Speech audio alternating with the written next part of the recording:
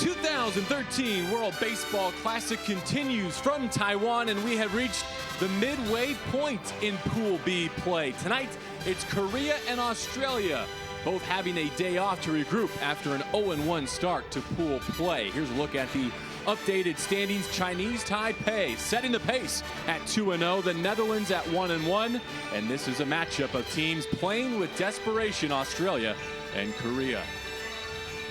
And so good evening once again with 10-year MLB vet Joe McGrain. My name is JB Long, and this is really a pivotal point in this Pool B competition.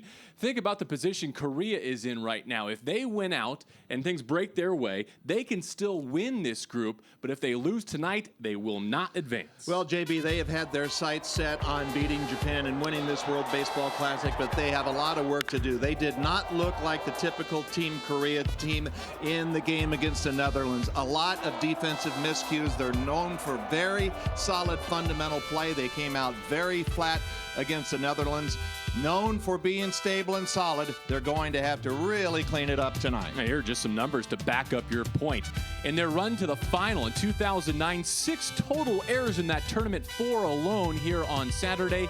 Not much from the bats either, especially with runners in scoring position. Now, the feeling at 0-1 for Australia, I think, has to be a little bit different. Their wounds not as much self-inflicted as responsible for Chien-Ming Wang in his start. Well, I think that was really more of a tip of the hat, because anytime you run up to a #1 starter, he has the chance to dominate you, and that's exactly what he did to Australia. And that being said, I don't think we really saw the real Aussies in Game 1 of this WBC pool. And one of the things that you look for with the Aussies is they play kind of a small ball. It's a young team playing an old school way by doing it by pitching and defense. Now, inside of that game, of course, Chien-Ming Wang was outstanding, but we did see some of the great attributes that the Aussies have. They did play a gritty style of defense. They have pitching that can throw the ball over the plate, but I think today, to beat the heavily favored Team Korea, they are going to have to play a technically perfect game. We'll see which one regroups better at 0-1 and playing with their backs against the wall. They met most recently in the 2011 World Cup,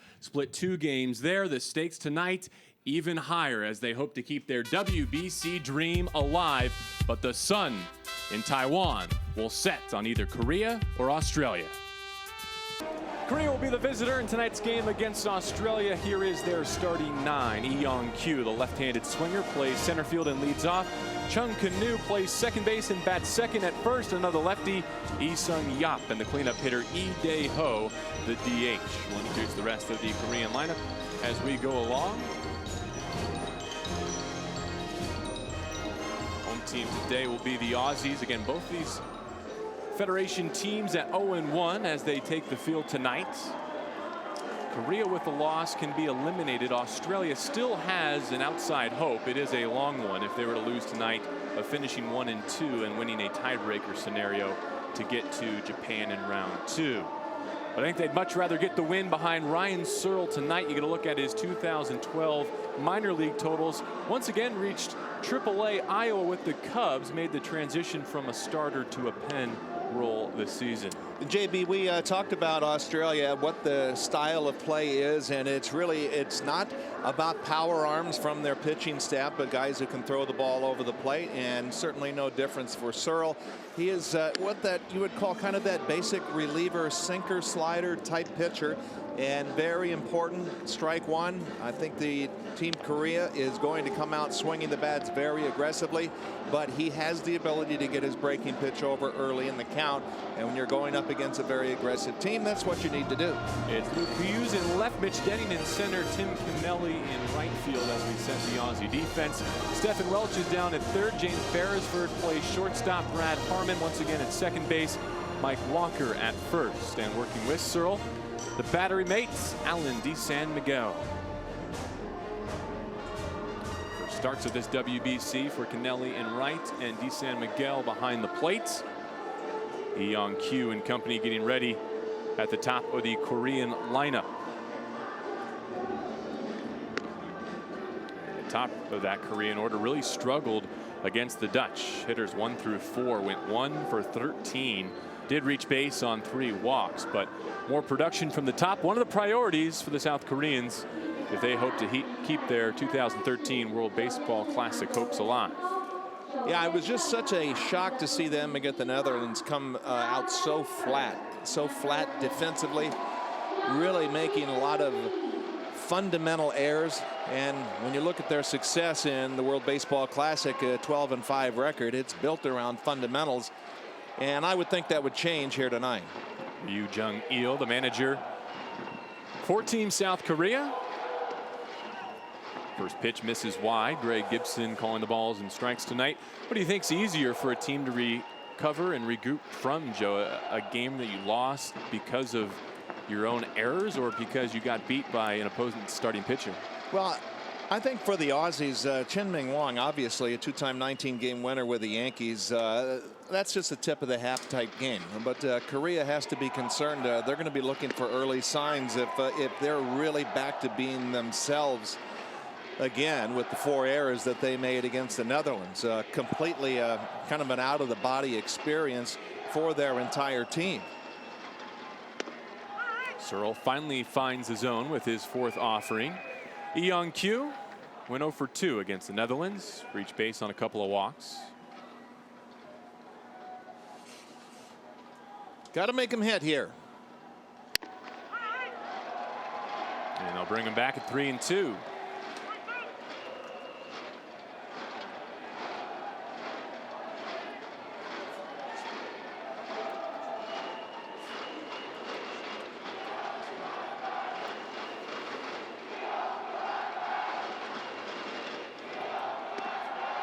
And he walked him.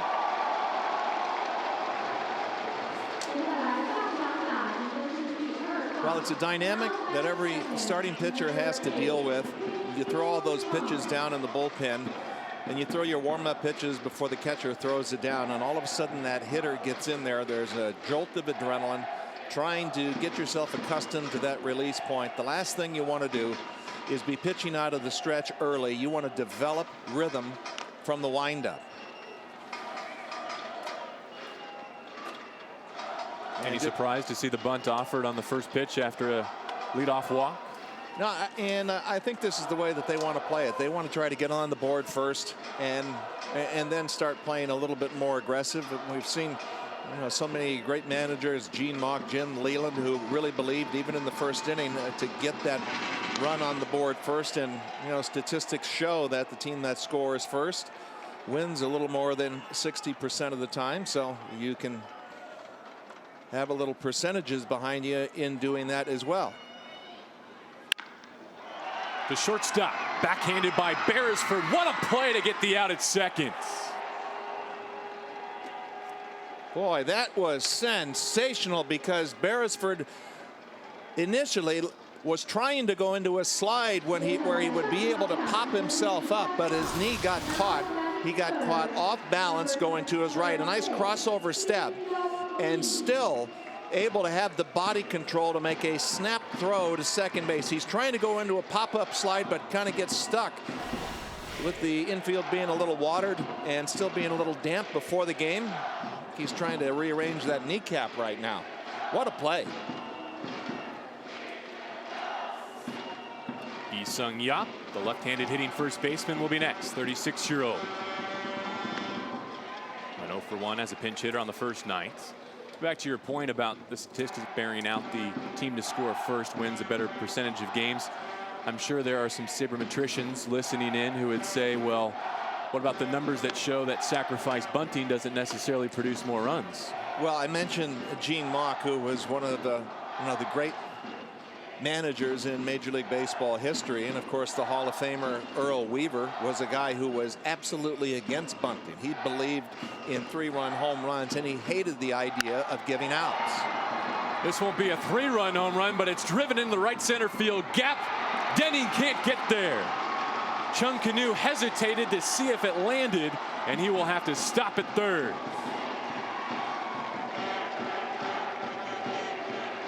Already a more productive offensive night for the Koreans with 1 out in the first. Talk about really barreling the ball up. Just a sinker that is up right into the barrel.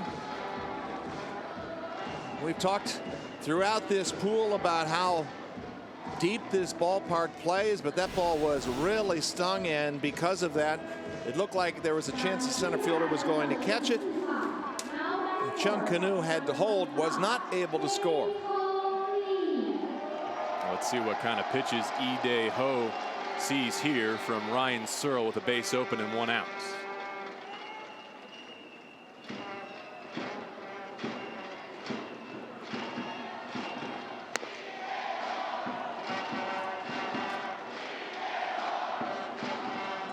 Obviously the jam, second, third with 1 out.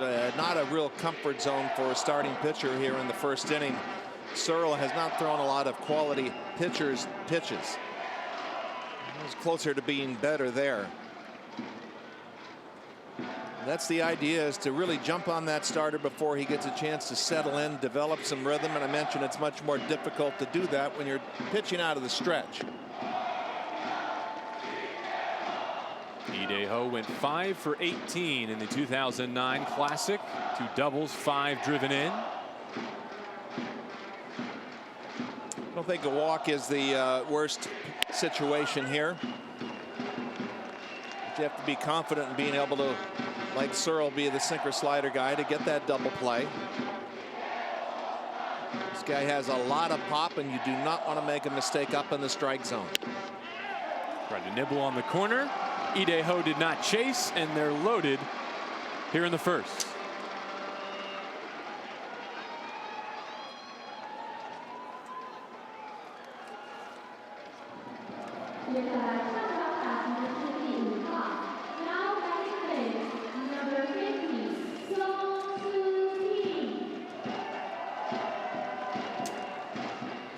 And so here is Kim Hyung-soo, left-handed swinging left fielder. Keep in mind, with runners in scoring position against the Netherlands in their first game, Korean lineup went 0 for 5. Can they push one or multiple across here? Called for a strike. Easily the best pitch that Searle has thrown here in the first inning. Especially with the bases loaded, you want to get that count running in your favor.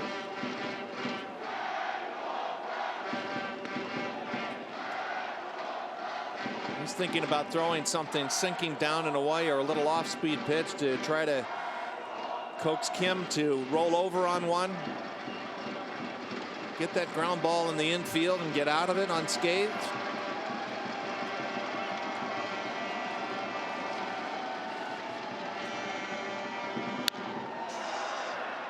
Hitter was all over that one, but sent it back to the screen. Yeah, Searle very fortunate there. That pitch did have some sink, but it was more in the middle of the plate, and as a left-handed hitter, becoming more of a low ball hitter in that situation, has more time to get to that pitch. He's going to have something down and away with a little less speed on it. Left that one out over the plate, and it's flipped into left field. The Koreans are on the board for the first time in the 13 WBC.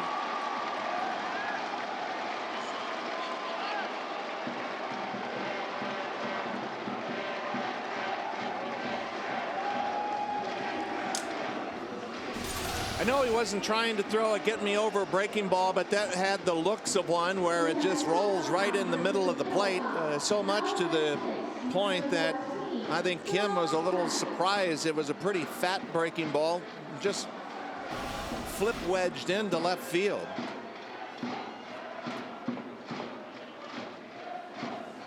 Chung in from third, Lee Sung-yap from second. Lee Ho stopped there at second, and a check swing from Choi Jung, the third baseman, for strike one.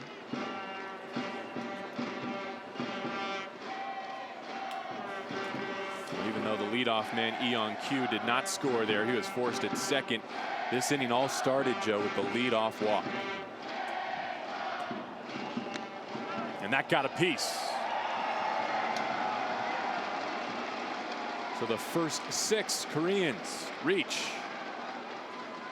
As a starting pitcher, getting out of the first inning, really all is about setting up and establishing rhythm and release point. And you mentioned JP, the leadoff walk had him pitching right out of the stretch. Team Korea already having this Aussie right-hander on the run. Sona Sop taking ball one, and it didn't take long for the Aussies to get going down in the pen. They have every arm available tonight, including Chris Oxspring, who made the start on Saturday. He stayed below his pitch count and is eligible to go tonight if needed. So Searle will not have much rope.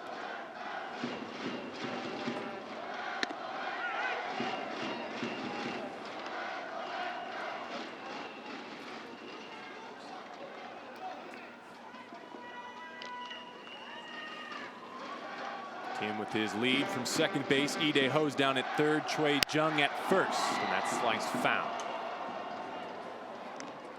Over by the Korean fan section, someone's taking home a souvenir courtesy of Sona Sop. Shot of Graham Lloyd with the silver beard there. Longtime major league reliever. To third on a hop to second for one, and the double play not converted. Safe at first is Sona Sop. Another run scores.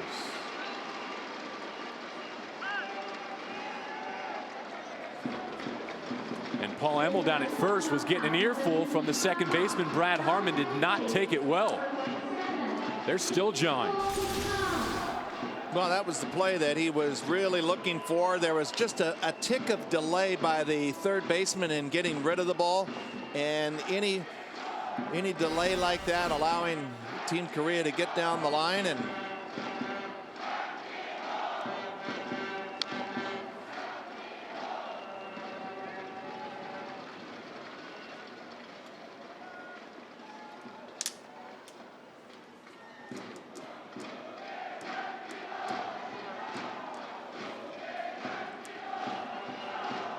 boy, has to feel good for the Korean starter.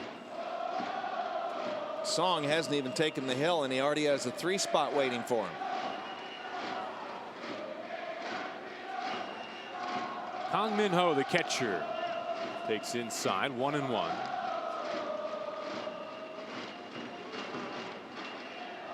Inning started with a walk, then a fielder's choice, an RBI double, another walk, a hit batter, a fielder's choice. We haven't had an out made at first base yet, Joe, and we're already at the 8-hitter.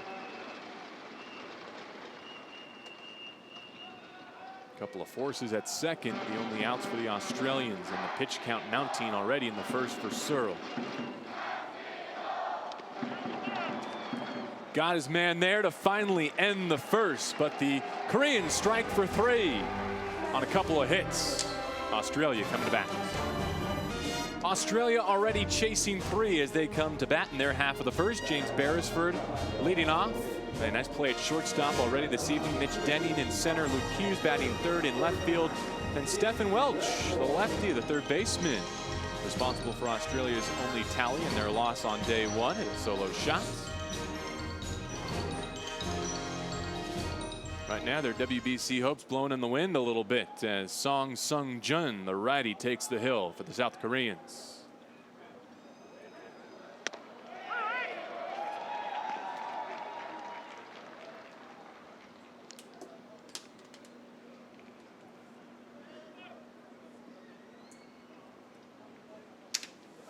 Beresford 0 for 4 against Chinese Taipei. Still looking for his first hit in this 13 Classic. You know, we talk a lot about being able to, as a starting pitcher, control momentum. And Team Korea really had Searle on the ropes, putting a 3 spot up in the top of the first. And you're thinking as a starting pitcher, you want to get your team off the field as quickly as possible and just step on the opposition's neck right here in the first inning. A number of ways we can illustrate the futility of the Australian offense in their first round matchup against Chinese Taipei. One of them, no walks, 6 strikeouts.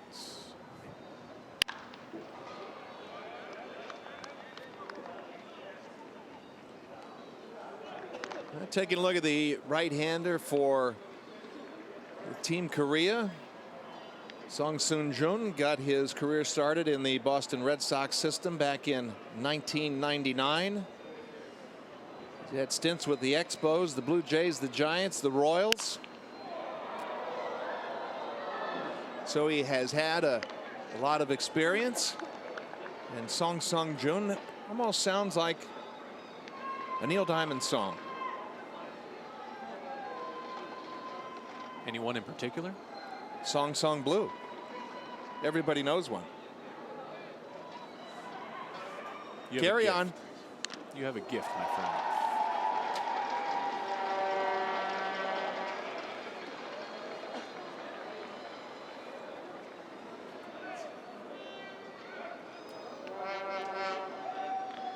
Beresford, 24 years old. He stands 6'1", 170. Australian coaching staff compares him a little bit to a Stephen Drew type for those watching the United States and familiar with Major League Baseball. I think he could be a Major League utility backup infielder. Showed it with the glove in the previous half inning, but he's retired here to start the Australian half. Look at the defense behind Song Sung-jun. Tell me if you see any other Neil Diamond songs in the outfield. Kim Hyung-soo, Lee Young-kyu, Sung Ah-sap in right. Choi Jung's down at third. Lee Sung-yap is at first. The middle infielders, Kong and Chung.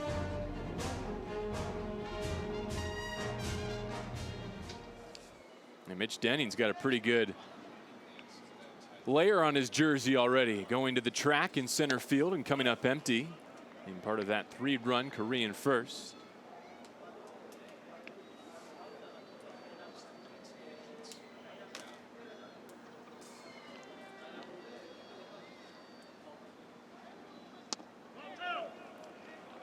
Takes ball 2.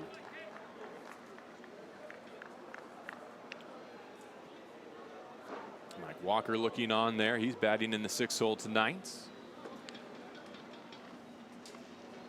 Denning also took an 0 for 4 in game 1. All right, he's ahead 3-0 here. Top of the Australian lineup struggled against Chinese Taipei. 1-2-3. Combined to go 0 for 11 with the strikeouts. Well, and I think that had more to do with Chen Ming Wong throwing 6 shutout innings than anything else. We saw the Koreans get aboard with a walk to start this game. With 1 out, Denning walks for the first time. Any Australian hitter in this event. This Australian team, through our meetings with John Diebel, their head coach who's been with them for 14 years, has really talked about the grittiness of his team. And you know, it's more to just say, hey, it's a scrappy team, but he's talked about what a tight meshed unit there is. You know, a lot of teams, if a bus broke down, there's 25 different cabs, everyone going their separate ways, but not the case with Team Australia. A close-knit group. 25 cabs going in different directions. That sounds like our dinner excursion last night.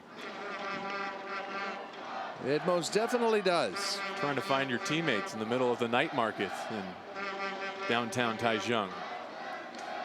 And believe it or not, it happened against all odds. I hope you didn't spend too much time looking for us. No, just follow the smell of the stinky tofu, and that's where everyone was.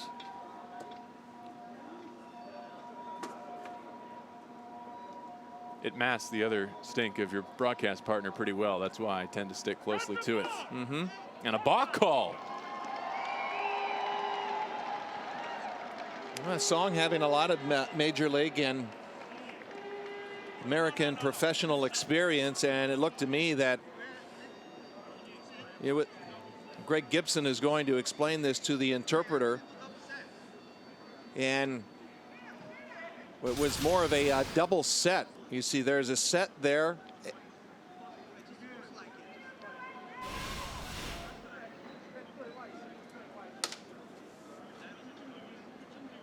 Yeah, you could read the lips there. That is a double set.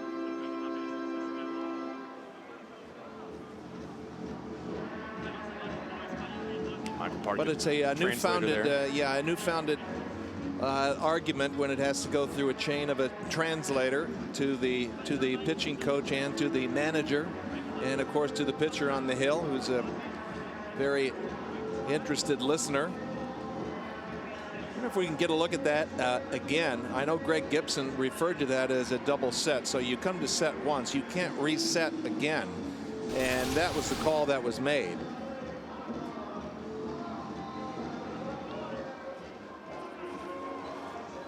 And I have to be honest, in looking at that replay, it did not appear that there was a double set.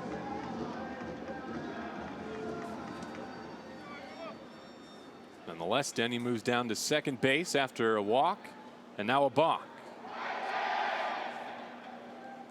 And Luke Hughes hits with a 1-1 count. He spent the last 10 seasons with at least one major league organization. Career .284 hitter at the Double-A level, more than 200 games worth of experience. Career .263 at the Triple-A level, almost 200 games worth of experience. There's that certain class of player that's just very productive until they get to the show and never can seem to put it together. 28 years, probably too early to say whether Hughes falls into that category necessarily, but I'm sure you can think of a few players in your own experience who have hit that ceiling. Yeah, and it has that kind of label that no one really wants to have on them as that 4A player. You get to be 28 years of age, really should be the prime of your baseball playing years, especially from a regular position standpoint. Luke Hughes, a smart baseball player, knows how to play the game very well. One of the leaders on this team. And sometimes just missing that little extra gear to get you to the big leagues and keep you there. Waves at the 1-2 and heads back to the dugouts. You know, Hughes also part of that unique group that can say he homered in his first major league at bat. Did so for Minnesota in 2010. Always be able to talk about that, but this is a difficult pitch to hit out of the ballpark. Split-fingered fastball, fork ball, whatever you'd like to call it, but delivered straight over the top, and you could really see that tumbling action and rotation on it. The bottom really fell out of that pitch. Stephen Welch hit a home run here on Saturday afternoon. Runner in scoring position and 2 outs. With that runner down at second, Australia has already matched Saturday's effort with 1 runner in scoring position. Yeah, I mentioned that John Diebel's team, a gritty bunch, and he'd like nothing more than Welch with some good 2-out hitting. Just to drive in a run here, give his team a little bit of confidence. They were corralled by Chen Ming Wong in game 1. And just getting a run on the board to give them the feeling that it's early, and they've answered a little bit of that 3 spot.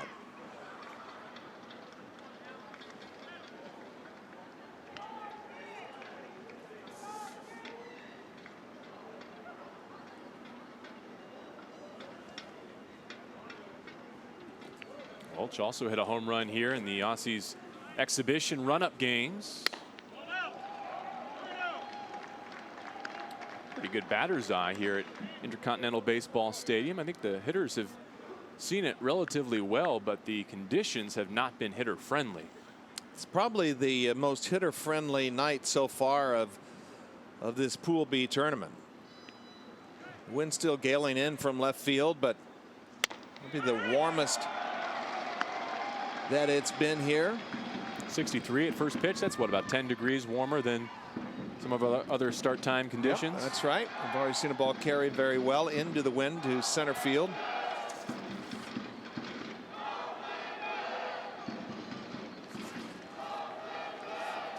Welch waits on the 3-1. And it runs all the way out.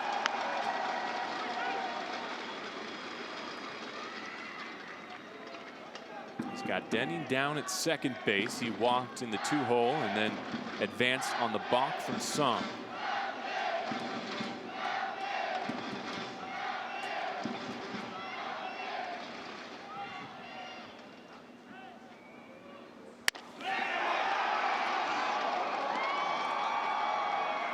Song was heading towards the dugout. We almost went to commercial, but down to first goes Welch. Boy, I'm telling you, I thought that was strike 3, and so did the Korean manager, Greg Gibson, longtime Major League umpire. No shortage on experience. Welch with his hands out. Bring him up. Over, and I don't know if he got screened out. That appeared to be a pretty good pitch. Sometimes you get a left-hander that kind of hangs those arms out over the plate. You've got a very small window with which to look through. That was a pretty darn good pitch.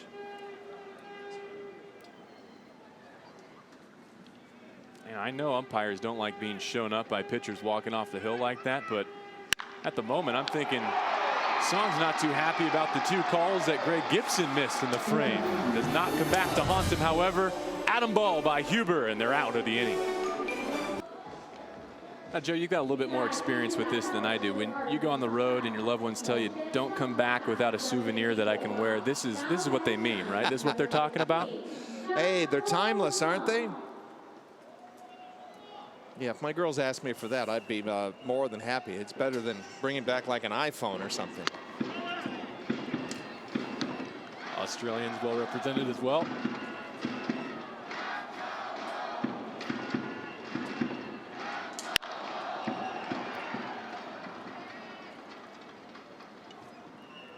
Well, South Korea set 8 to the plate in their first and came away with 3 runs. This is the 9-hitter Kang Jung-ho, the shortstop. It was 0 for 2 in game 1 for Korea. It's called strike 2. We'll see if Searle, working out of the windup here in the 2nd inning, can just have kind of a little settle-in inning where he's working out of the windup, developing a little rhythm. Good breaking ball for a strike there. And another pitch thrown with a little bit more conviction. He was just kind of feeling himself around on the hill a little bit to where it allowed the inning to really get away from him. Got him with the 1-2 and up in the zone. I think that had a little bit more on it than 62 miles per hour.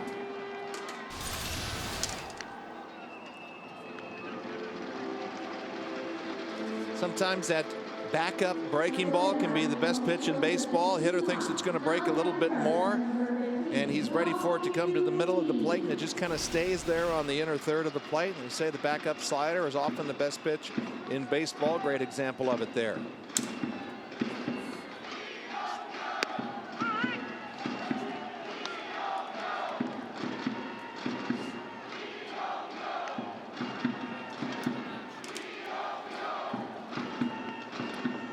Top of the lineup, Byung-Kyu.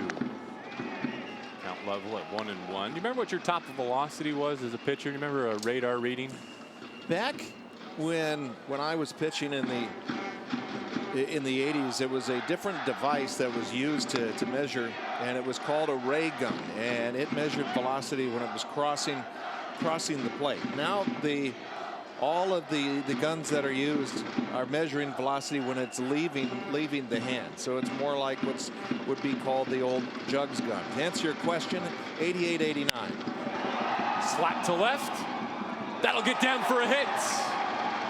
Byung-Kyu will stop it first with a big turn.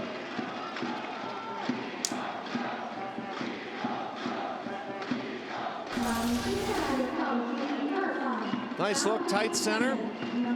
Tries a little bit of a backdoor cutter.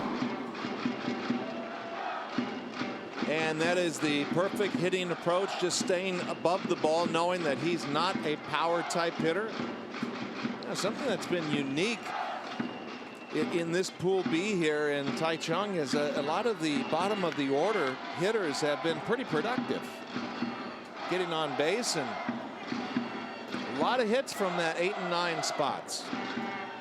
The reason I ask about the velocities, I don't think you would have appreciated the gun here at Intercontinental Baseball Stadium when you were throwing. I think it has. I'm not necessarily. They're undervaluing the arms. Yes, I'm not necessarily thinking that these are real accurate readings. At first, I thought it had a lot to do with the conditions because it has been below average temperature, not exactly prime firing conditions in our first couple of days of competition, but with temperatures comfortably into the 60s tonight. Well, you get Still not a lot of to velo. playing a lot of baseball and being around a lot of it, you seeing the ball leave the pitcher's hand, you get a pretty good feel for what velocity is. Fielding his position here is Searle, and he's got out number 2.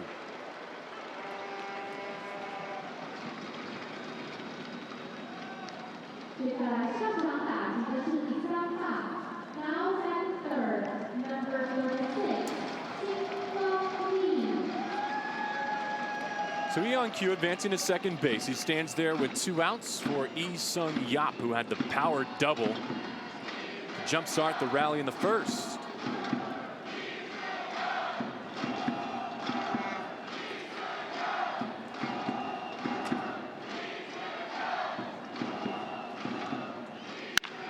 Hammered down the right field line. That'll get in for extra bases. Lee-Sung Yap has his second double of the game. This one plates the 4th Korean run.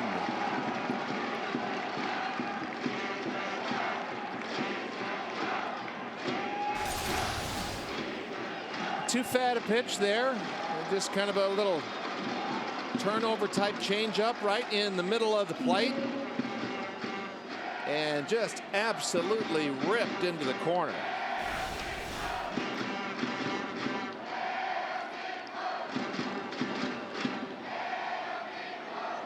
I really enjoyed Lee-Sung Yap's comments coming into this event, talking about that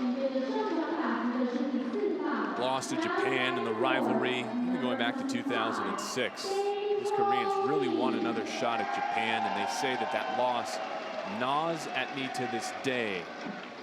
And quoting him once again, I don't want to go through the same pains again. Well, I think the pains of not even getting to Japan and having a chance to face the 2-time defending champs would hurt more.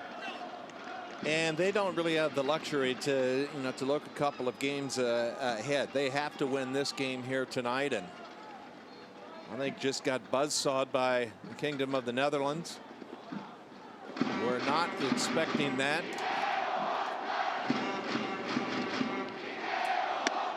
Lee Dae-ho got busted in. Strike 2. Joe, they also, I don't think, have the luxury of sitting on a 4-0 lead. Decent likelihood that we'll need tiebreakers to decide who goes on to round 2, if not at least to decide who gets what seeding. So every run helps here in Pool B play. They'll have to settle for 1 in the second, but their total is 4. Another double off the bat of Lee-Sung Yap gives Korea a 4-0 lead. We've talked a few times about Greg Gibson behind the plate. Paul Emmel, another American umpire, down at first base.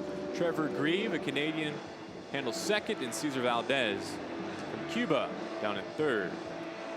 Pick it up in the bottom of the second inning.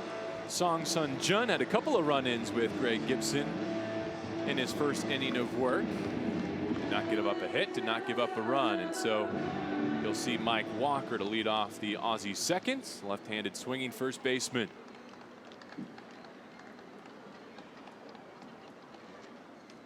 Walker, a Marysville, California native. And Joe, I had someone asked me the other day if we could explain a little bit the eligibility standards for players here in the World Baseball Classic.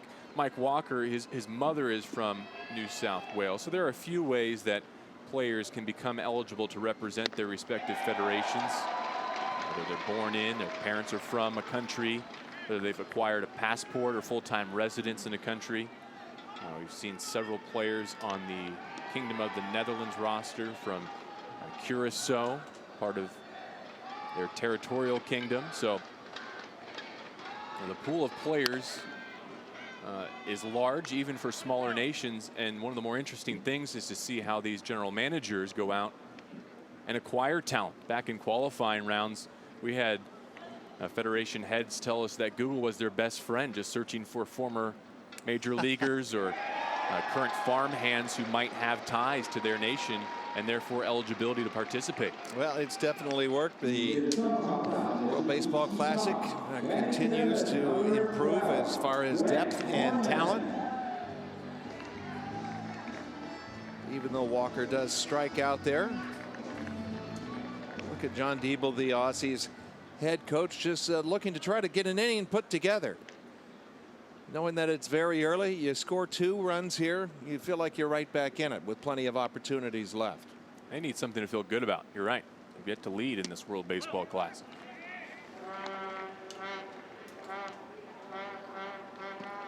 We've had some massive crowds to see Chinese Taipei and the Taiwanese, our host nation, play.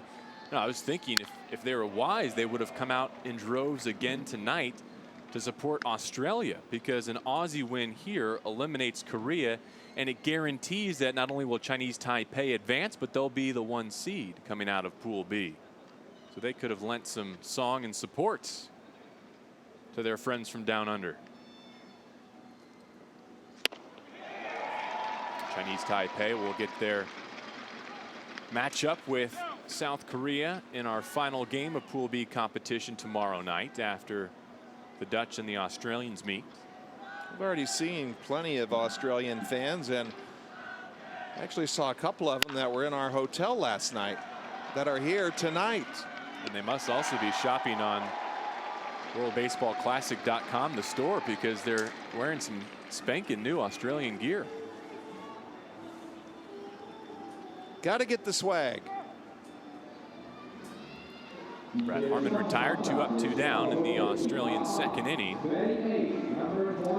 Look at that. That's still got the sticker on it, I'm sure, under the brim. That's how the kids are wearing them these days, you know, Joe. Yeah, brand new hat. And that's the gentleman I met at our hotel last night. His name is Fred.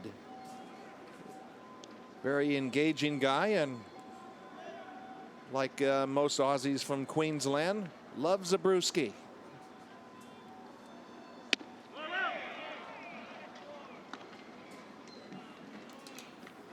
Here's Tim Kennelly.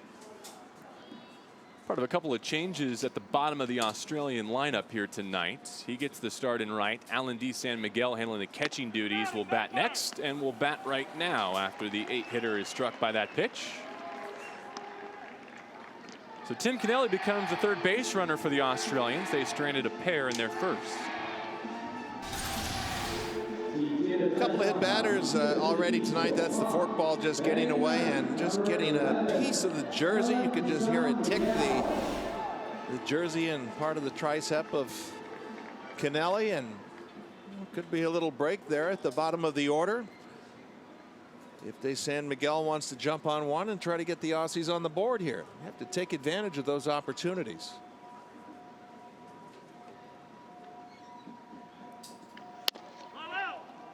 De San Miguel spent 2012 at Class A advanced level in the Baltimore organization.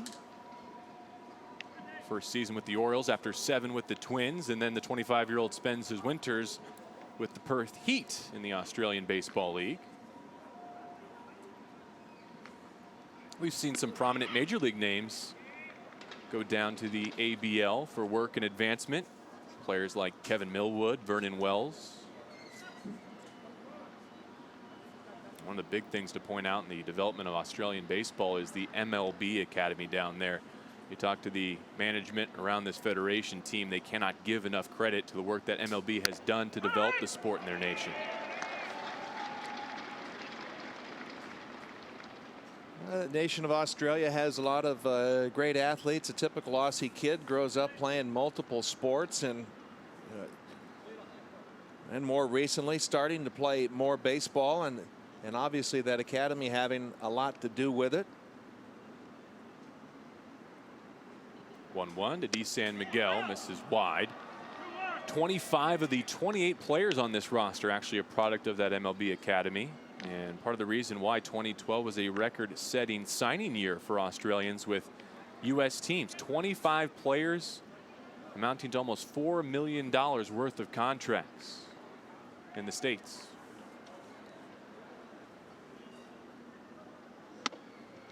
And a hitter's count here now at 3-1.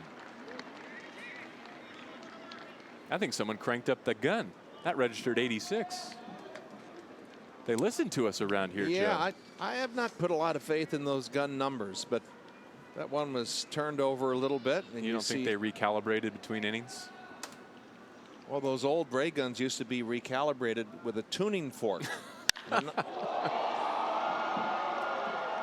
That one ringing like a tuning fork off the bat of Alan D. San Miguel, but the yard holds it. Young Q ends the second.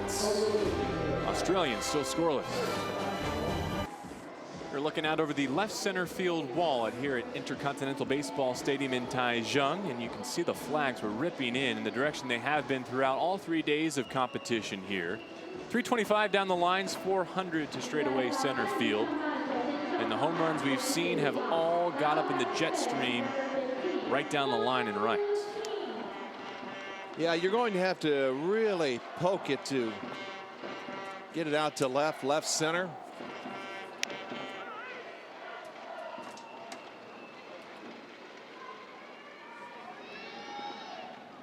We go to the top of the third. It's 4-0 in favor of Korea. This is a matchup between 0-1 teams in Pool B, looking to stave off elimination.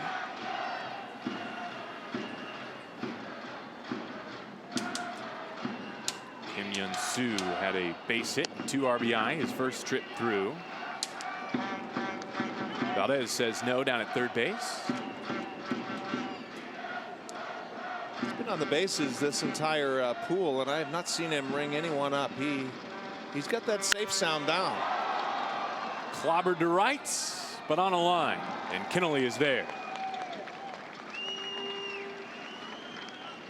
Cesar Valdez got your best dress umpire award last night. Is there an official trophy for that, or just a pat on the back, a handshake? Yeah, umpires from time to time have been known to really get all dudded up. The white loafers were bold. Well, isn't it summer down here? It hasn't felt like it since we've been in town. Pan down a little bit. Let's see if he's still got those white. No, not wearing the white loafers tonight. Boy, you could hear that. That one just. That just he seemed to hit Shui and just stick. You get hit kind of right above the hindquarters, back around by the kidney, and the ball doesn't really deflect. It just kind of falls right where you get hit. I mean, that one is definitely going to leave some seam marks. He's going to be feeling that one for days. Second hit batter for Ryan Searle, and both of them have been named Choi Jung, so I'm sure he doesn't appreciate it. And with Kent once again loosening up in the Australia bullpen, we'll see how much leash Ryan Searle is given. Again, the entire Australian staff available, and this is as close to a must-win as they can get. Scenarios in which Australia might be able to advance by winning just one game, that tomorrow. The Koreans are done if they lose here, so that's what's at stake. But on the plus side, if you're South Korea, win out and catch a break tomorrow in the other game between Australia and the Netherlands. Maybe the Aussies do you a favor and you could still get out of here at the top of the pool.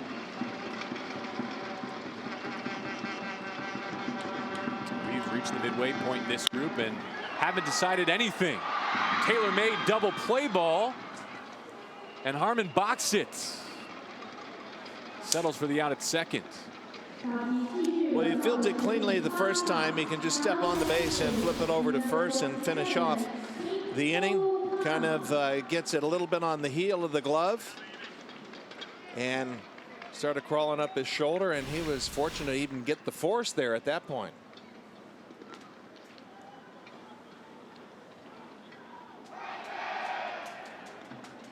Sana Sop takes over at first base. Kong Min Ho, strikeout victim to end the first inning, bats with 2 outs here in the third.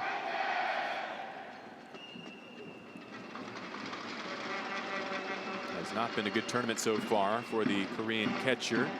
0 of 4, 3 of his at-bats strikeouts.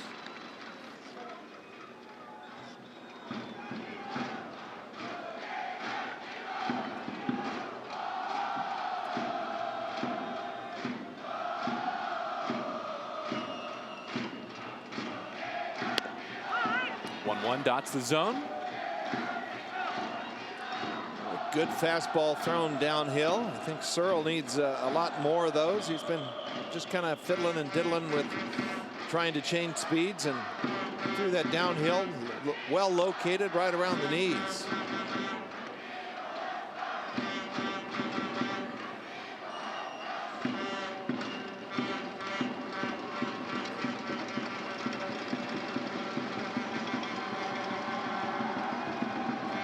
The 1-2. Change speeds there, and the 8-hitter got a piece.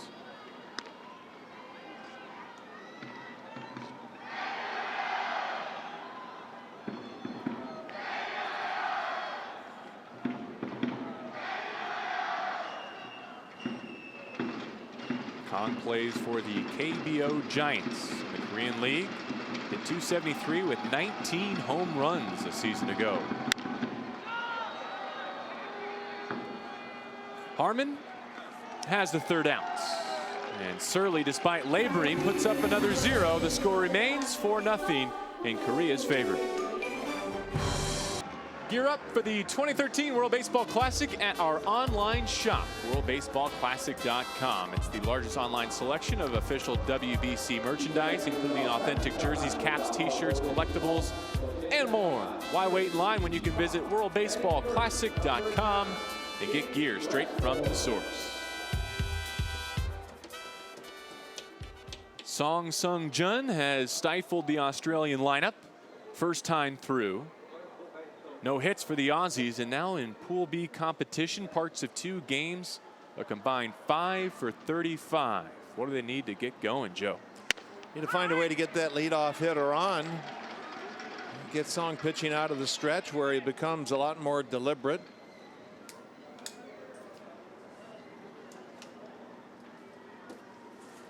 Beresford sent a ground ball to second base, his first time through, and he falls behind 0-2. Beresford not liking the call, thinking that plate was a little wide there.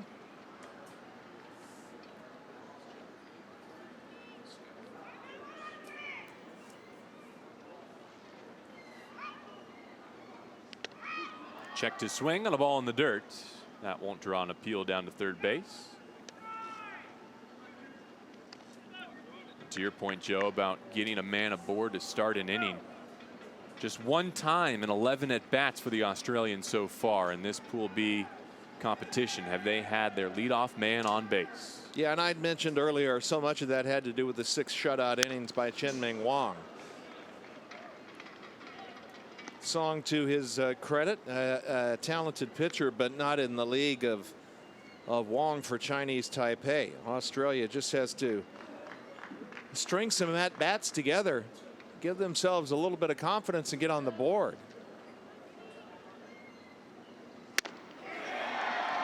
Waving through that 1-2 pitch, James Beresford falls to 0-2 on his evening, and the first out of the third. Gassed him up with the fastball, up and away. Some good running action. Some good late life on that pitch. Third strikeout for Song. And now Mitch Denning. Denning picked up the first walk of the tournament for Australia. You mentioned that 5 for figure in terms of hits. That includes just 1 walk. Not even finding other ways to get themselves aboard.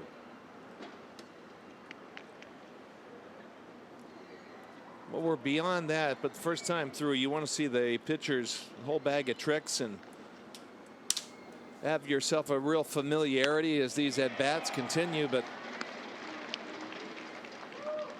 here in the third inning, the Aussies still looking a little befuddled by Song's deliveries. I think one of his fans there calling for, hey, throw the forkball here. And he does. I think it's the delivery and the release or the stuff that has the Australians off balance as they begin their second trip through against Song.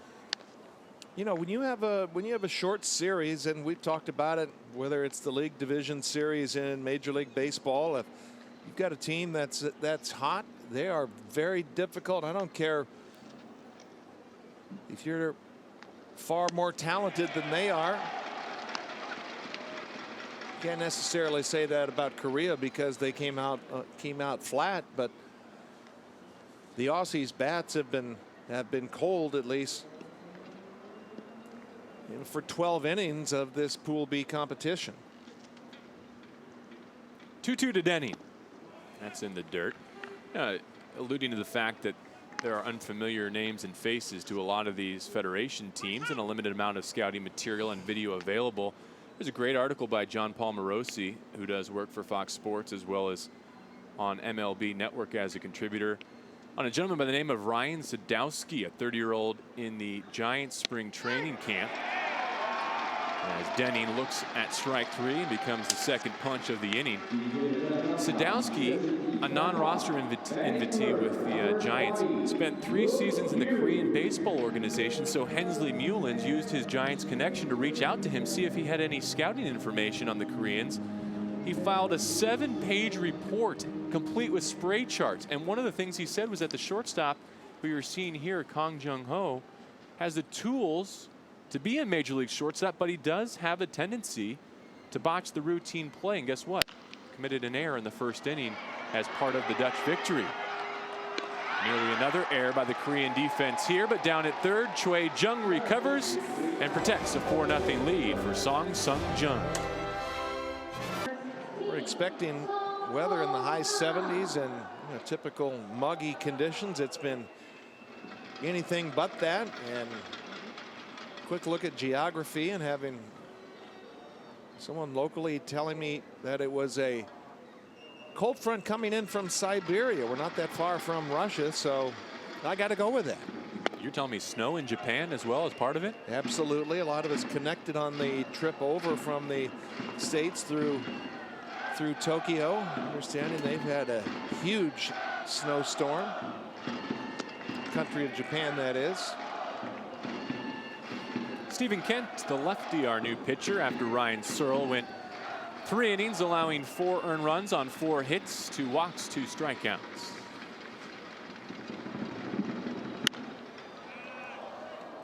This lefty spent 5 seasons in the Braves organization, 2006 to 2011. Came back home, pitching in his own backyard in Canberra.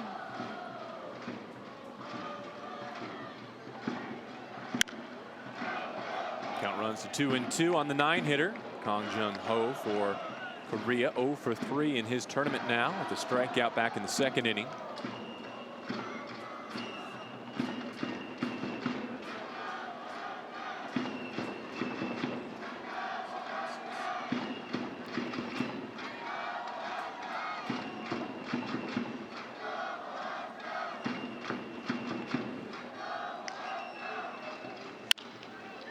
Down to third.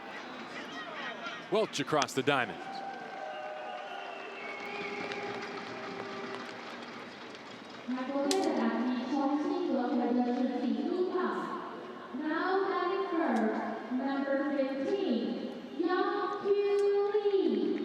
That was the shortstop for Korea, retired there. And worth pointing out that Hak-Ju Lee, up-and-comer in the Rays organization, was a name that I thought we might see over here in the World Baseball Classic. Joe, I know that you living down in the Florida area are more than familiar with Hak-Ju Lee and his progress through the Rays organization, but another part of that Morosi article I referenced in the previous half inning was a note that Lee chose not to participate, deterred by the compulsory military program associated with participating for South Korea.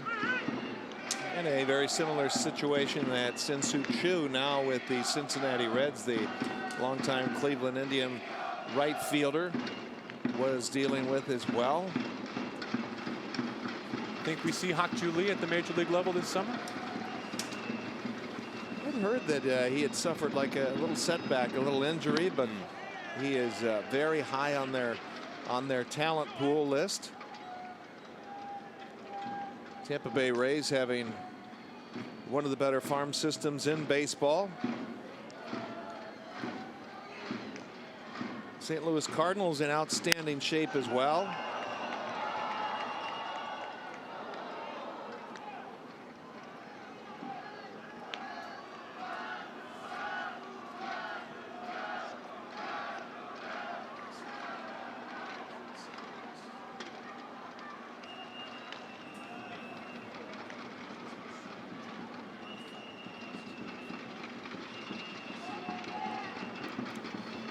Stephen Kent making his WBC debut, and here's the 2-2. Do it again. I see a lot of the Asian hitters using that front leg as really kind of not only a timing device, but as a way to kind of create some leverage. That leg kick. And Lee Young-kyu just kind of kicks it out, and almost like he was a left-handed pitcher with that front foot. Harmon ranging behind the bag to grab out number 2. Koreans have had a base runner in the first 3 innings. Australia behind Stephen Kent looking for their first 1-2-3 frame.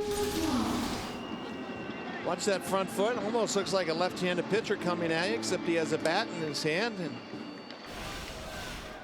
kind of the two-hand backhand ground ball to the second baseman.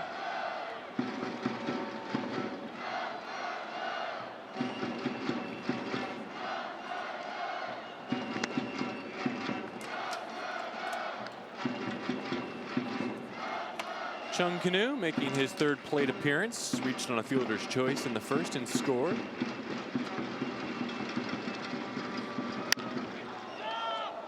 And the Australians have their first 1-2-3 frame of this entire tournament. They're chasing 4 in Taiwan. Australia has trailed this entire World Baseball Classic, trying to snap out of it here in the 4th, and not a bad man to get it started. Stephen Welch having a nice event. Homered in game 1, was 1 for 3, also walked in his first at bat here tonight. Isn't that something? The top of the 4th inning, their first 1-2-3 inning.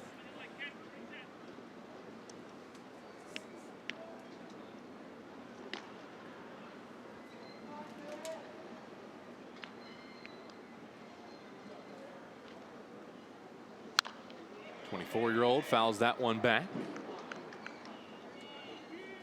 Kind of as that stance. Well, we'll take a look at that in a moment here. Home run re-reference from game 1, the only tally for the Australians. I don't think he believed it carried that well out to right field. Yeah, I was talking about that stance that he has, and obviously that swing as well, kind of reminiscent with that build also of former major leaguer Sean Green, longtime Toronto Blue Jay. Staying alive at 1-2. Song's over 50 pitches now, so a good time to remind you that 65 is the cap for everyone here in round 1. Got a little look of Sean Green. Hoping he can find some of Sean Green's power. Great work by the catcher Kong to hold on to that one and secure the 5th strikeout for Song. Song's been pitching a little bit backwards, a lot of fastballs with 2 strikes, but this time he goes back to that splitter and a good downer. You can see the split finger grip if you're looking into the glove. Stephen Welch wondering how in the world did he miss that.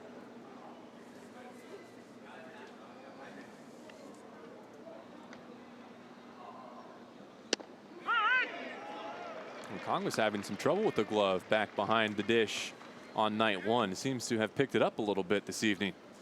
Yeah, his receiving skills were really less than sensational in game 1. You got a pitcher that is, whoa. Bit in on the hands, and so charging from left to make a diving play is Kim Yun-soo. You know, I was thinking that ball was hit a little harder off the bat, and we've talked about how the wind gales in from left field. And that's why ball looked like he was hit harder, and the first break by Kim was a little bit back. But certainly the recovery was much better as that line drive was sinking quickly because it was blowing right into the wind.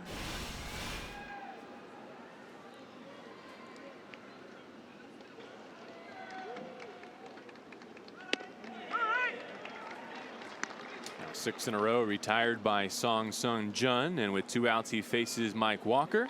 He started to find a good feel for that breaking ball now.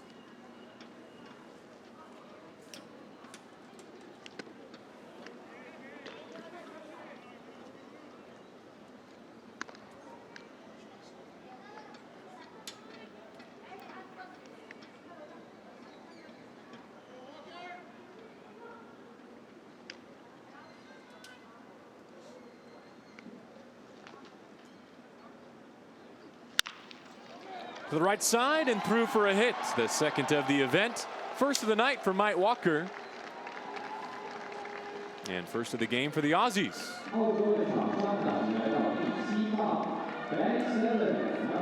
Walker with that classic left-handed long swing.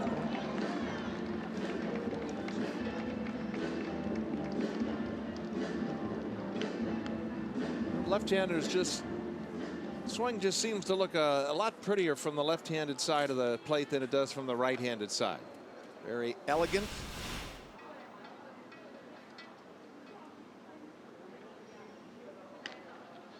And so with 2 outs, Brad Harmon. And even though that's the first hit of the game for the Australians, they have had 3 prior base runners aboard. Just have yet to connect.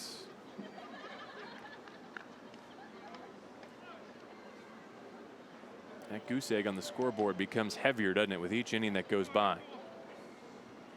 Well, if you're in the Australian dugout, you're thinking, come on, a bloop and a blast here, and you cut the lead in half, and mentally you feel like you're right back in it. But with Song starting to find some of his breaking pitches, and especially with 2 strikes, that forkball, there's another forkball there, which looks pretty much impossible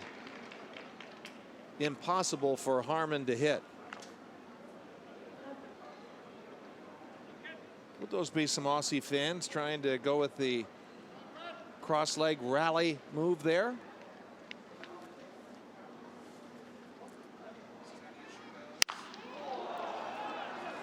Not this time, Joe. Force out at second. Harmon comes up empty. Song's been solid through 4. It's going to be an important day of baseball here in Taichung. Nothing has been decided in Pool B. So Australia and the Netherlands will go head-to-head in game 1 of our doubleheader. Then we'll send you to Japan for Brazil and China, and be back in Taiwan for Chinese Taipei and Korea. And if this score holds, that doubleheader is going to have monumental implications. Koreans still have a chance to win this Pool B despite starting with a loss. They've jumped out to a 4-0 advantage, have led the whole way here against the Australians as we begin the 5th. JB, you mentioned the Australians had their first 1-2-3 inning in the 4th. They need another one of those because they have not really been able to develop any semblance of offensive momentum. Try to have a nice crisp inning. The lefty can't get his team off the field quickly.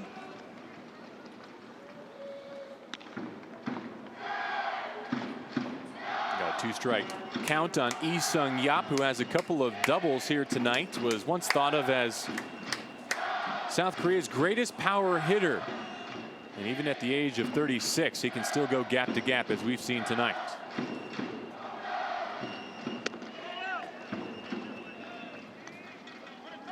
And again, like the leadoff hitter Yong Kyu, a little bit of a less pronounced leg lift. Just kind of getting on that back leg and lifting that front leg as a kind of a timing mechanism. You know, something I read this week that took me back a ways. Lee Sung-yap, back in the 2006 World Baseball Classic, led the tournament with 5 home runs and 10 RBI. And 10 RBI tied for most with one Ken Griffey Jr.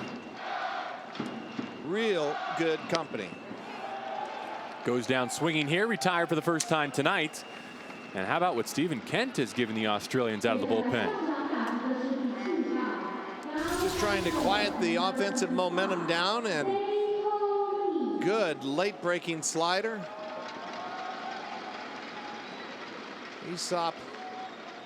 Lee Sung-yi not having any chance at that. Pretty much like me not having any chance, and I still didn't get the name right. It was Lee Sung Yap. How about that? Third time's a charm.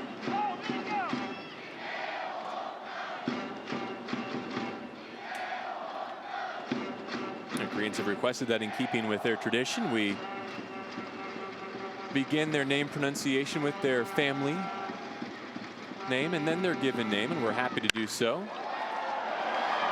Welch tried to flag it down at third. Too much heat off the bat of Lee Dae-ho. Lee Dae-ho got both buns into that one. That one was hit almost through the third baseman.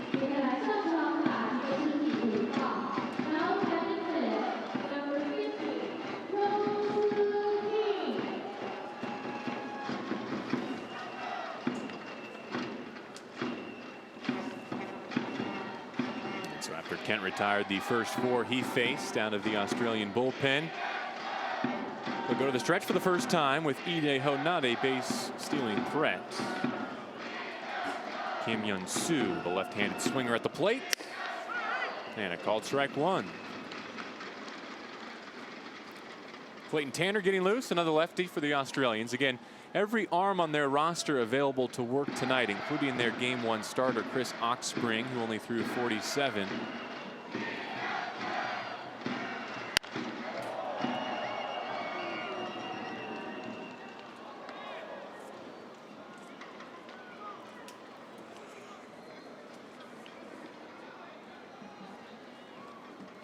Korea has to feel much better about themselves. They had 4 errors against the Netherlands in Game 1. Could have very easily have had 5. Actually had 5. It was taken off the board and reduced to 4.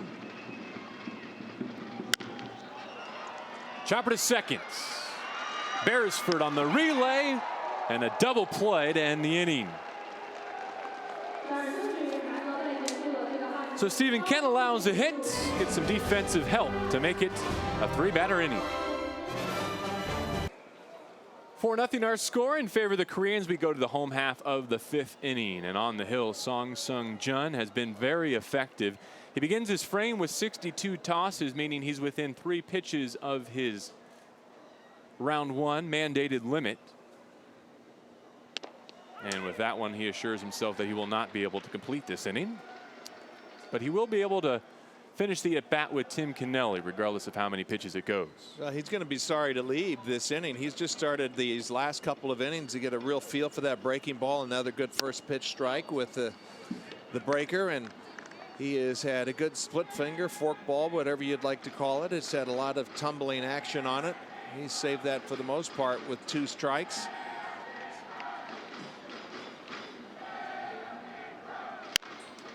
There's that hook again.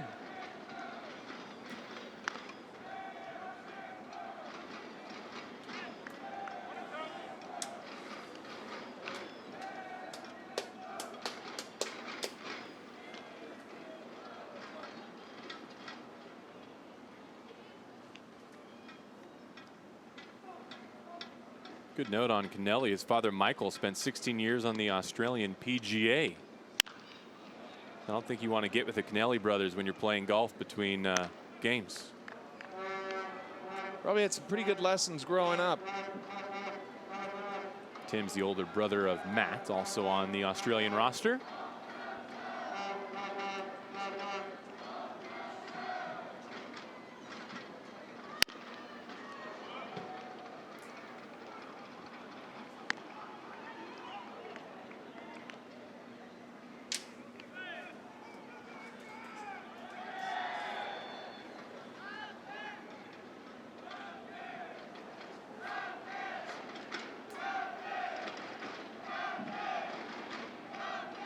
Song Sung-jun working with his last batter here as he's over his pitch count limits.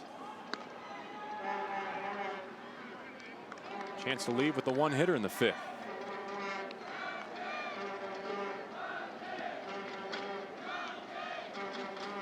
I mentioned he's not Chin Ming Wong, but he looks the part, at least in his stat line. Yeah, his pitches have had good late life to it. The breaking ball he leaves up. That's got some late life down in the corner. Tim Kennelly delivers out of the 8th spot and goes sprawling into second base with a leadoff double.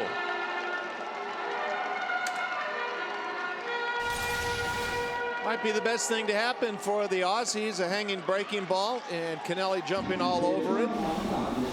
They haven't had too many runners at second base in this Pool B competition.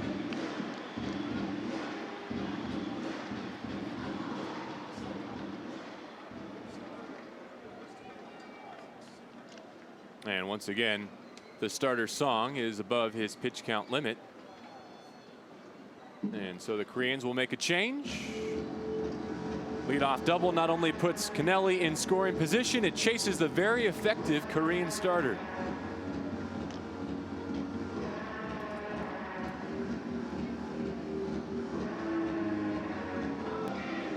'29-year-old left-handed specialist Park Hee-soo takes over on the hill for the Koreans, and he inherits a runner at second base, nobody out. It's actually a little bit more than a left-handed specialist. Going back to last year in the Korean Baseball League, 8-1 record with a 1.32 earned run average, which is pretty darn good. 33 saves, 39 tries. Not a save situation here by any means, with this team in front by 4 runs, but trying to keep the Australians off the board.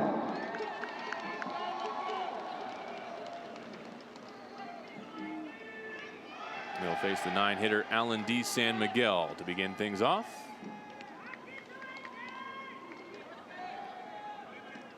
You could really make the argument the first time the Aussies have really felt that they've had a little bit of life, a little bit of offensive momentum. You have the leadoff double. See if they can get back in it. Make this game interesting. They have left runners on base in the first inning, the second, and the fourth as well. Just 2 hits on the game. The second coming off the bat of Tim Kennelly, who takes his lead from second.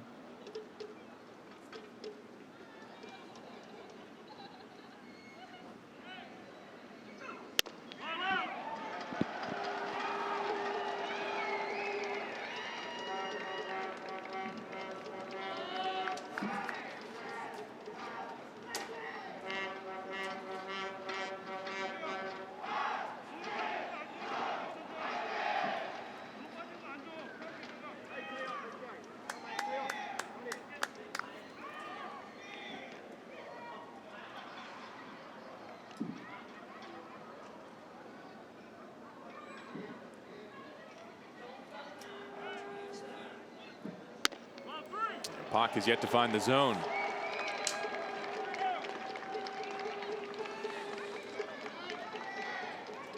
Nine-hitter ahead 3-0. New pitcher out of the pen. Red light. Big old blinking red light. What do you think?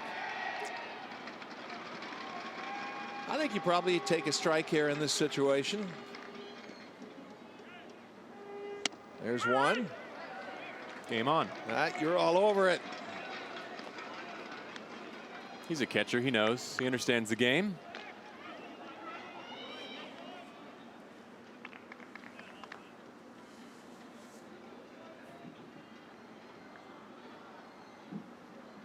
Yeah, but this is an opportunity for the Aussies with a reliever coming in, trying to get acclimated to the pitching mound. Already a leadoff double.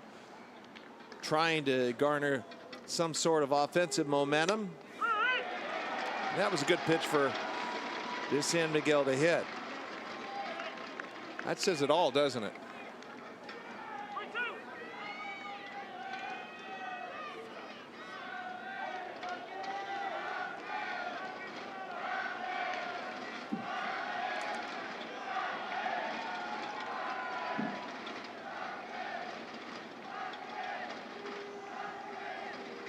Payoff pitch to San Miguel. Out in front, struck him out.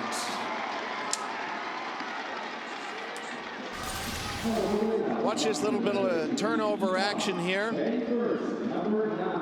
And change up with a great down and away fade.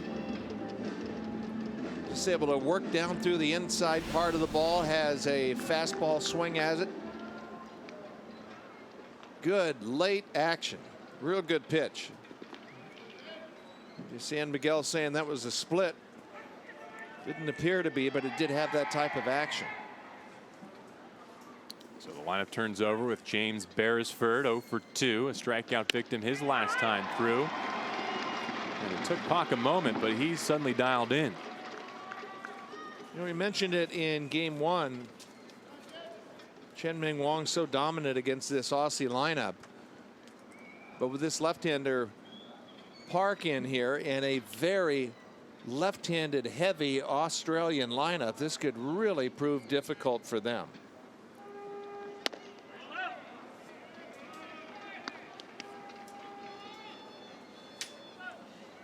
Obviously, you try to be not one-dimensional, but they have left-handed hitter after left-handed hitter after left-handed hitter, and that presents a problem when you have a guy that has the quality of Park Hee-soo on the hill.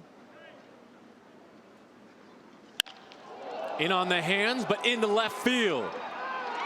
Kim had to pull up, and he actually chases Tim Kennelly back to second base. Well, that ball had a lot of hang on it. He thought it was going to be caught, and really the left fielder, Kim, with a left-handed hitter up at the plate, still playing deep with the wind really blowing in from left field. Ball was in the air a long time. You say, well, that was pretty shallow, but you see the left fielder is not even in the picture. He was playing way too deep.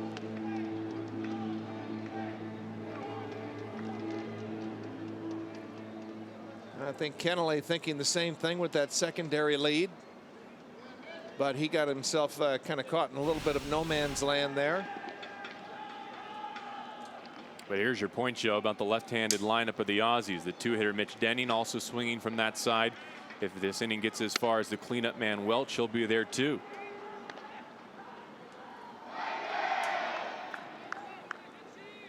That's why it's hard to really string at-bats together when you have a quality left-hander on the hill and a lot of left-handed bats. And oftentimes that situational lefty just in there for a lefty here or there, but you're talking about the Aussie lineup that is stacked with left-handed hitters. Korea's manager would be wise to get as much as he could out of Park based on just the setup of the Aussie lineup.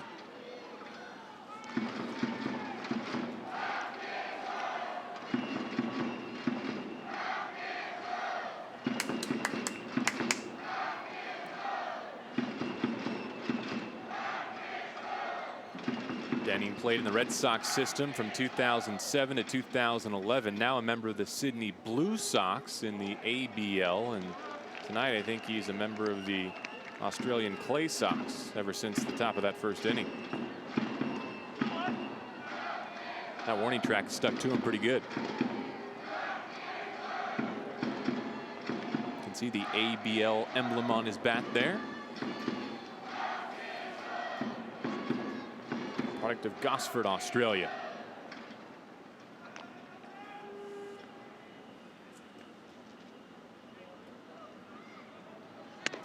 And the Aussie center fielder will face a 3-1.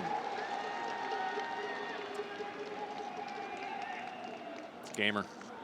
Yep, it will need to be laundered. And in a hurry, 12:30 first pitch for the Australians tomorrow. Very quick turnaround.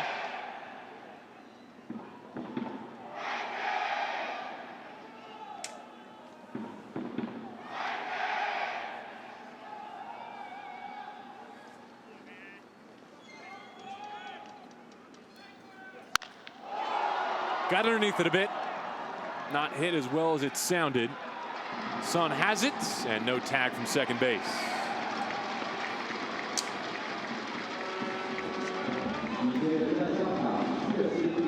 This copyrighted telecast is presented by authority of the World Baseball Classic and may not be reproduced or retransmitted in any form, and the accounts and descriptions of this game may not be disseminated without express written consent.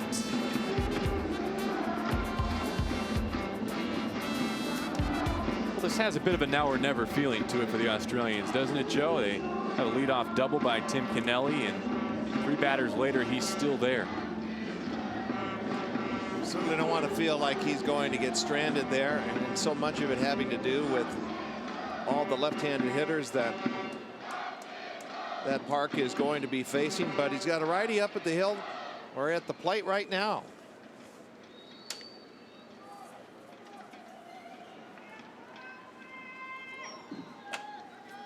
Luke Hughes 0 for 5 in the tournament with a couple of strikeouts, including one in the first inning tonight.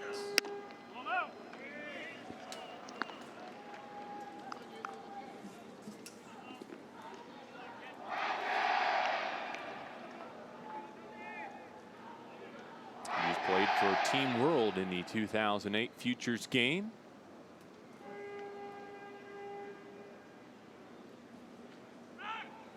Check the runner at second, and back safely is Kennelly. Chung trying to sneak in behind him. He could ill afford to get picked off there. One swing of the bat, and it's a one-run ball game for the Aussies. So that would not have worked out well at all. I mean, that was close. Way too close.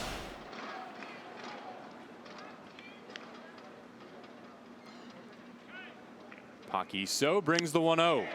Good location on the outside.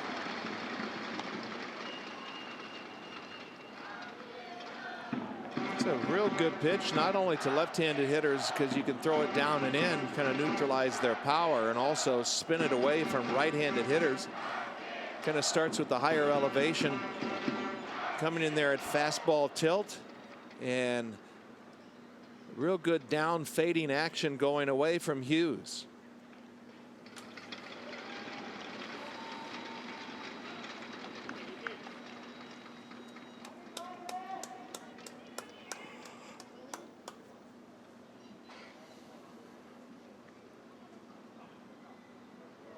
Hughes awaits the 1-1. There it is again.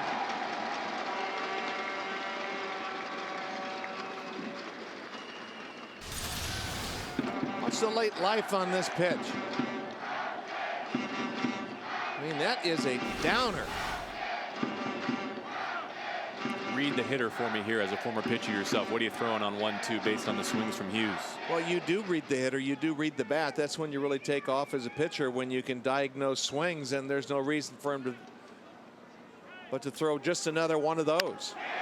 Reach back for a little bit more and gets a strikeout of Hughes to end the inning. The Australians burn a leadoff double.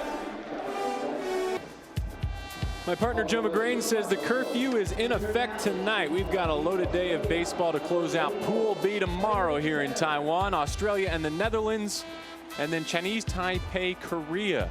Talk about the implications of those games as this one becomes more clear. In between, though, we'll send you to Japan for Brazil and Cuba. So check worldbaseballclassic.com for all the times and dates and broadcast locations in your area. And speaking of the curfew, I can't help but be reminded of my old manager, Whitey Herzog, JB, when we were scuffling. He said, curfew is at midnight, and anyone who is in before midnight is fined $500. Clayton Tanner, the new pitcher, to face Cui Jung. Now I have to ask, did that apply the night before your Game 7 World Series start as well? It did not. You wouldn't mind sharing that story, would you? He was just trying to get people to stop thinking about struggling for a while and just trying to reverse things a little bit. Yeah, but one of the greatest thrills of my career, my rookie year back in 1987. We had the opportunity to start Game 7 against the Minnesota Twins. Twins would later go on to win that game 4-2. Through no fault of your own, right? You left with the lead in the fifth, 2-1? Yeah, left with a 2-1 lead, but it's just one of those realizations of a dream, wanting to be a Major League Baseball player, and then all of a sudden in that rookie year getting called up to the major leagues, and then all of a sudden starting Game 7, you know, real heady stuff. And I think that's when you really appreciate how difficult it is to get to postseason play, or even within the confines of the World Baseball Classic here with some of these teams coming back. And it is difficult to get to that championship game. Korea has knocked on the door a couple of times against Japan.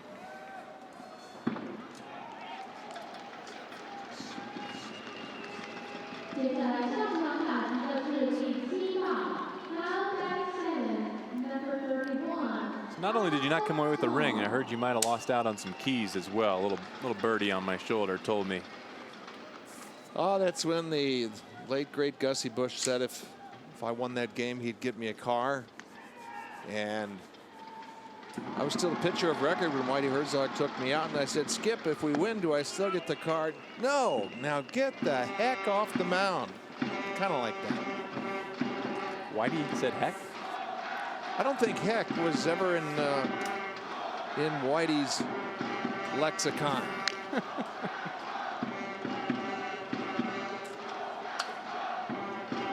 Wonder how he'd do with Choi Jung.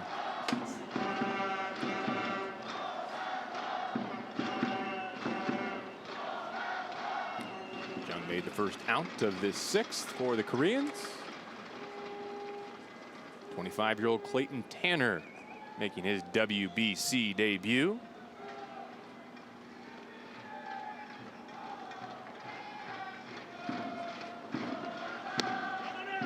Tanner, a 3rd-round selection in 2006 of the San Francisco Giants organization out of De La Salle High School, Northern California powerhouse on the football field. Really a great all-around athletic department. Tanner got a taste of AAA Fresno at the end of 2012. Speaking of 1987, he was born in 1987. Dating myself there in Mona Valley, New South Wales, Australia. And that's got a nice ring to it. That almost sounds like wine country in Australia or something. Mona Valley, New South Wales. I don't know about you, I'm still not used to looking down and seeing birthdays in the 90s. I try to avoid them. These rosters get younger every year. You notice that? Yes, they do.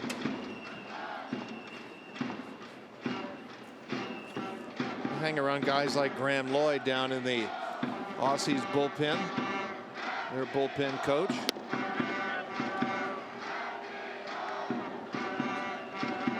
There he is, the tall guy, kind of ambling away with the gray whiskers on the left.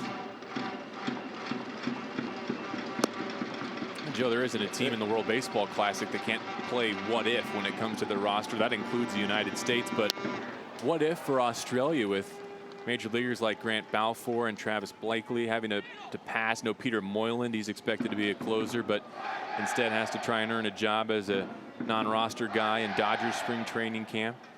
Well, I've seen a lot of Grant Balfour with the Tampa Bay Rays and closing for the Oakland A's, and there's surprise winning of the AL West last year.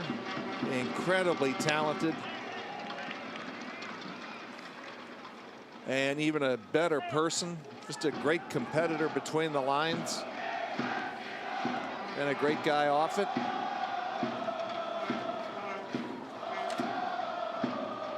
Kong Min Ho, the catcher, sitting in a 1-2 count. He's 0 for 2 on the night. And he goes down swinging.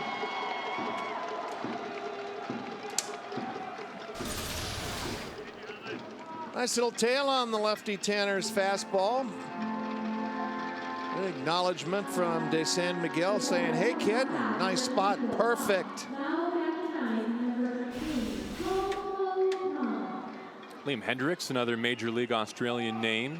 The Twins, extremely sorry he can't be here. In fact, the Australian staff told us that they get regular messages leading up to this event wishing the team well, wishing he could be here.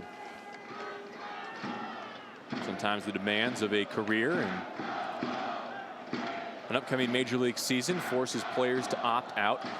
Let me take you back to your playing days. What if an event like this forced you to make a decision coming into spring training? How would, the temptation and the honor of playing for your country versus where you were in your career and your other obligations professionally be weighed? Well, I think it would be very tempting, and it's a much easier decision you have to know for position players, because especially starting pitchers, relievers, they got to get ready to throw 25 pitches as they would in a regular season, or even if you're a closer, getting yourself in shape to throw 20 some pitches maybe in an inning. to go earn a save, but for a starting pitcher that has to get lengthened out, it has kind of a fractured sense of timing, which is why you wouldn't see a guy like a Justin Verlander this year, who was very tempted to come in there. And I think that's the toughest decision for a player, especially, let's call Team USA as a major league player, is for a starting pitcher based on the routine and trying to get extended and get ready to make 30-some starts throughout 162 games. That's just when the tournament falls. It's not a perfect scenario. I think you'd look to this to a point as this game grows internationally to where maybe in the middle of the season you halt the major league season and get all of the best players together. 0-2 pitch sent to short. They'll go the easy way. Another effective inning out of the Australian bullpen. This time it's Clayton Tanner. Score remains 4-0 middle six. Well, the Koreans got a great starting effort from Song Sung Jung, working 4 innings plus before he turned it over to Pak on the hill. And those 3 runs they put up in the first have stood up. They tacked on in the second. Really, Australia has had base runners, 6 of them stranded, left on base. Most notably in the most recent inning with a runner at second, a leadoff double from Kennelly, and he wound up stuck there.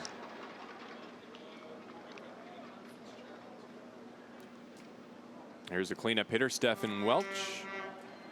Walk and a strikeout on his card so far.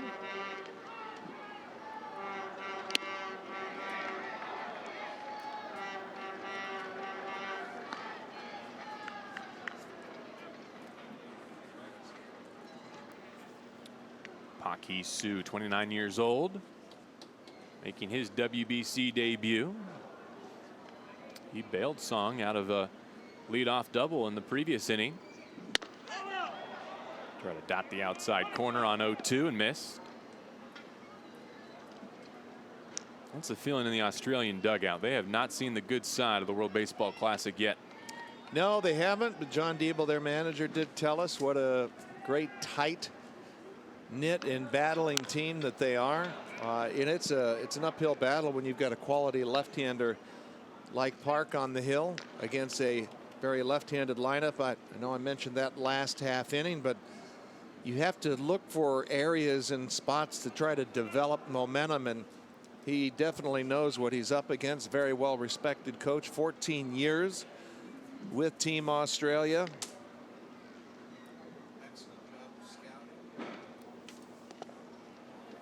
1-2 spins in the dirt. In fact, when I was doing the Olympics for NBC back in 2004 in Athens, they were playing in the gold medal game against Cuba, and had they not got jobbed by a couple of umpire calls, they would have been gold medal winners in the Athens Olympics.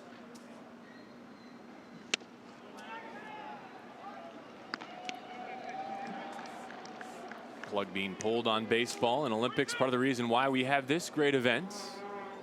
Fill that void in the international competition scene.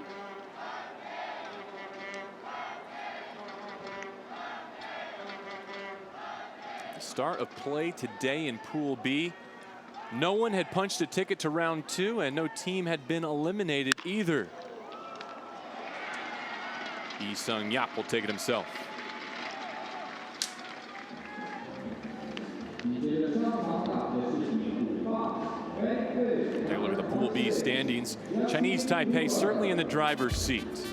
They can clinch with an Australian rally and a win here. Otherwise, they'll have to take care of it tomorrow. The Netherlands in a decent position at 1-1. They'll face Australia tomorrow in game 1 of our doubleheader. Again, a lot to be decided here in Pool B in Taiwan. We'll introduce the new pitcher for the Koreans when we come back. No Kyung-eun set to turn 29 next week and set to take the hill here for the Koreans. Coming off his 8th season as a Korean pro, and it was his career best. 12 wins and a 2.53 ERA, second in the KBO. But I think the point to make here, as much as introducing our new pitcher, Joe, is to look back at the night that Pac had and the fact that he exits shy of 30 pitches. Why is that important? It's important because it allows him to come back tomorrow. He was 5 pitches shy of that pitch limit. So really, Korea with designs on coming out of this pool, trying to have all hands on deck for tomorrow's game against Chinese Taipei, who is undefeated. That is, of course, if they can get by the Aussies tonight. Sorry about getting a little ahead of myself there. You could see how that would happen, though, because Team Australia has not been able to develop any type of offensive momentum.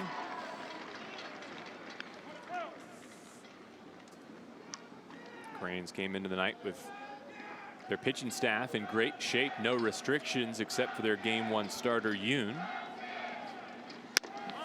And if they can efficiently close out this 4-0 advantage through the later innings, come loaded for bear tomorrow against the 2-0 team.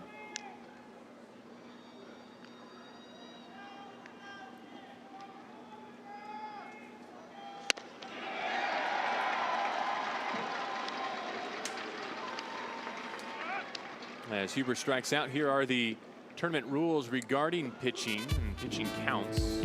No pitcher can exceed 65 pitches unless to finish a batter here in round 1. That'll go up 15 pitches to 80 in round 2.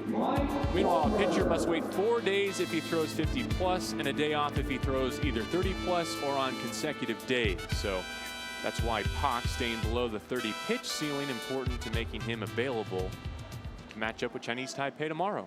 And speaking of Chinese Taipei, we talked about the great pitching performance of former New York Yankee Chen-Ming Wang, who threw 6 shutout innings against these Australians.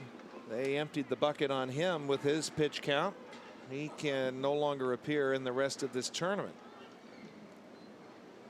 Rest of this pool, rather, to be specific, with it coming to a close tomorrow.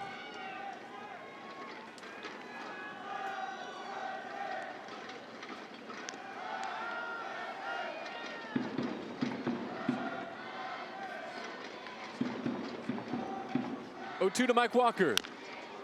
Got a piece. Now Walker's coming off a 280, 12 home run season for the Brevard County Manatees in the FSL. You know that league well from being down in that neck of the woods. That's a pitcher's league. A lot of major league teams stash arms away in the climate-friendly temperatures of Florida. Yeah, it's a great place for pitchers to develop confidence. Big ballparks, humid nights in the summer. Back-to-back hits for Mike Walker in his last 2 trips to the plate. Unfortunately for Australia, they've both come with 2 out.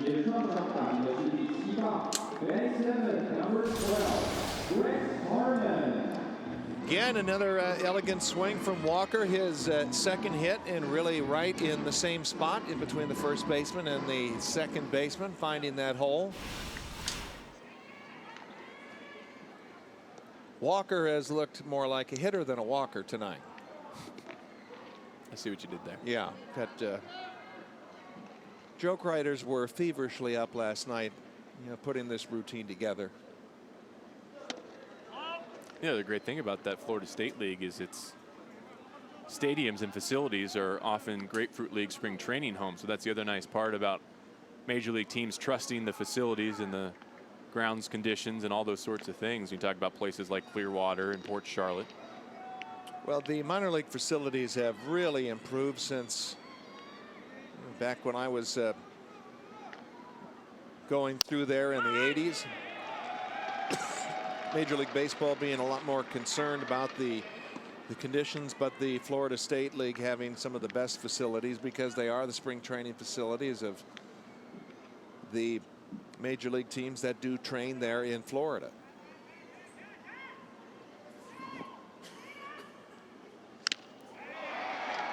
One fouled into the glove. They may have improved since you were in the minors, but you didn't spend much time there, if I remember correctly. Year and a half? Year and a half, but it goes to show you how things were different. Coming out of the University of Arizona as the #1 draft choice and pitching for University of Arizona into the College World Series, and then starting in rookie ball with the Cardinals, and then A ball, and then going to instructional league. Ended up all told throwing 320 innings that year, half of college and half of first year in pro ball. That wouldn't happen these days. All-American in Tucson. You remember no-hitting Cal State Fullerton? Yes, I do. I'll remember all the no-hitters. Remember the one-hitters too.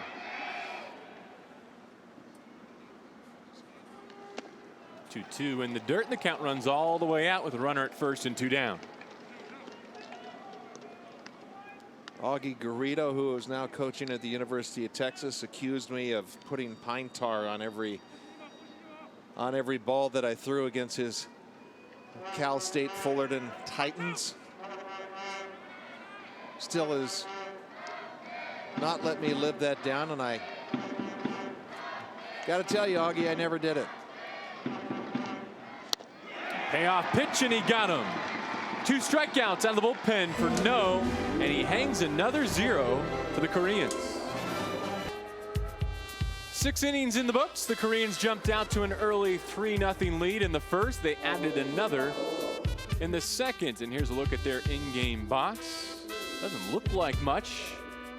When your pitchers are working a 4-hit shutout, that's plenty.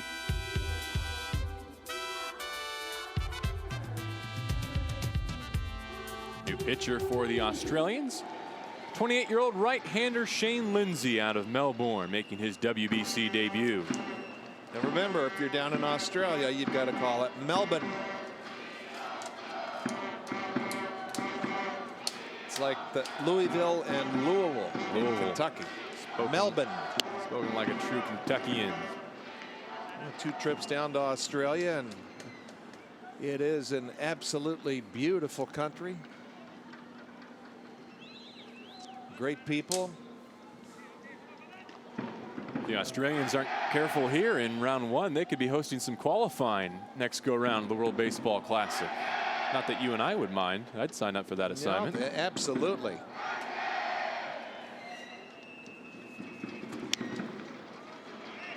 Book on Shane Lindsay is good stuff, but command can be an issue. One of the things we talked about in our pre-tournament meetings with the pitching staff. And he falls behind 2-0. Make it 3.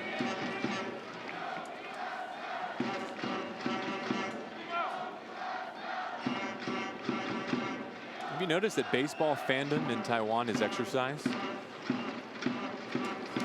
I think that's why so many people in and around town are thin, very active. They're definitely into it. Chinese Taipei, the Thundersticks, their Team Korea. I mean, from the first pitch to the last pitch. That game tomorrow with Korea and Chinese Taipei is going to be full of unbridled enthusiasm. That should be cool.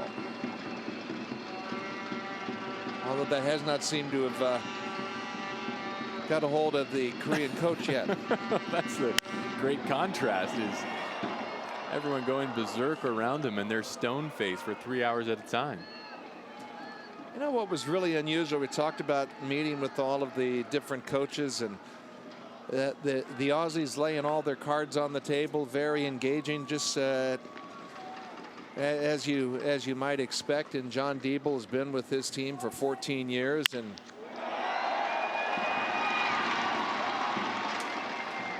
Team Korea obviously having to deal with an interpreter, and we're not asking, we're not asking trade secrets or anything, but they were very close to the vest. It was really a study in contrast of meeting with the two teams, and not saying one's better than the other, because their goal, both of these teams, is to advance to the next round.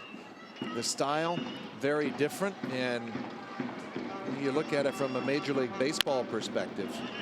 Chopper back to the mound. His second for 1. Relay pulls the first baseman off the bag. Walker came up a toenail short of completing that double play. A little bit of a high throw. where the first baseman Walker was trying to stretch. And this ball is zinged, absolutely zinged to second base. A foot clearly off the bag. Beresford had the runner really bearing down on him.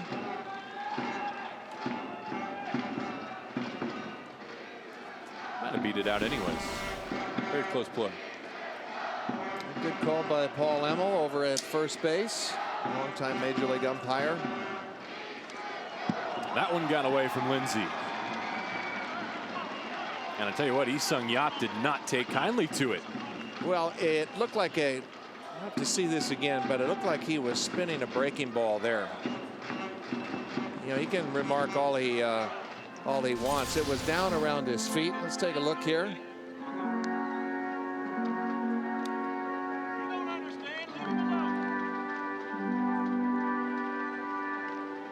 That almost looked like a slider.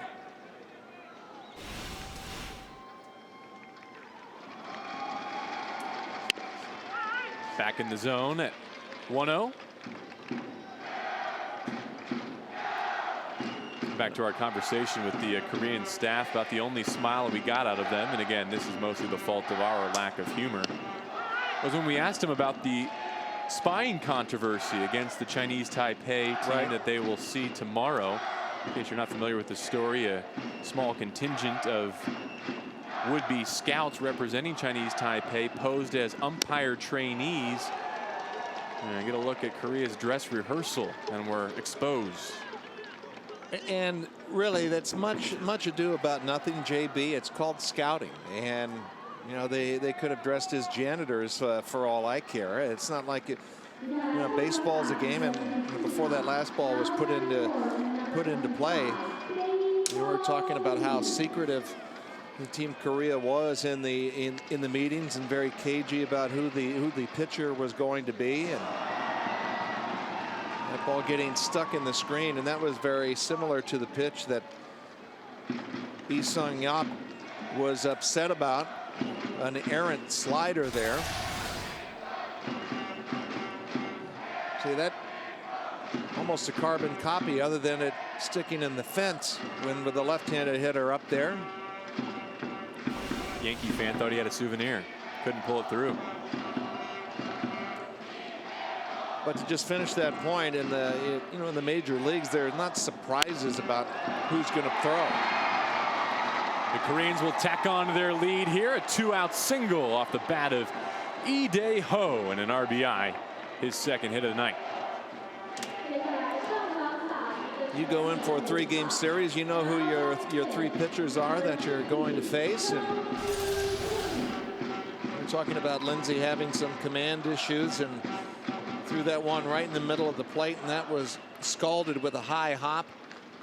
Would have been just an outstanding play if Welsh was able to even knock it down.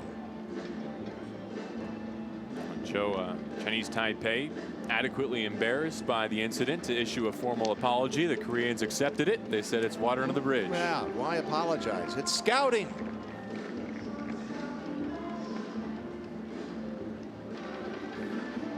Top of the 7th inning, Korea has added a run to its total, and so Australia goes to the bullpen. Brad Thomas replaces Shane Lindsay.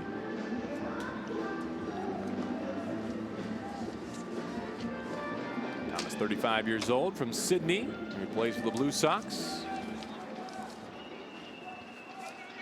Also has experience here in Taiwan in the Chinese Professional Baseball League, pitching for Brother Elephants, which in the short week that we've been here has quickly become Joe McGrain's new favorite team to follow.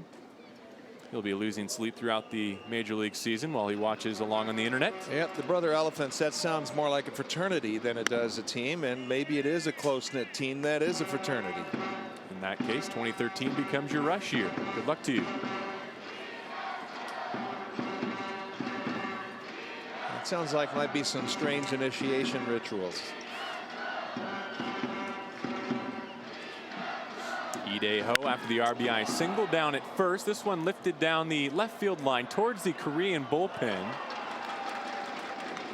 Hughes couldn't get there.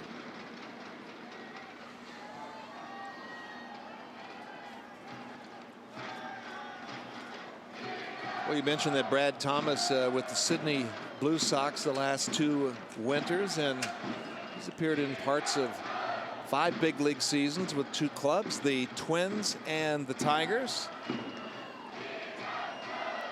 He's had some major league exposure.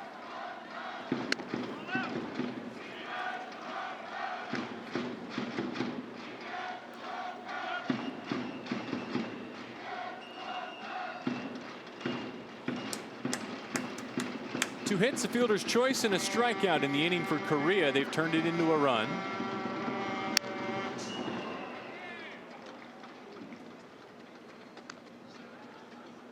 And again, facing elimination here. Can also turn their Pool B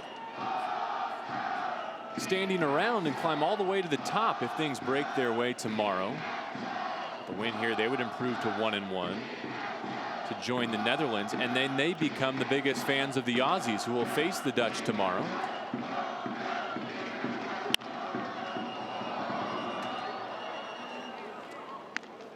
Now that could be real good bat control by Kim, just trying to serve a couple of souvenirs into the Korean cheering section.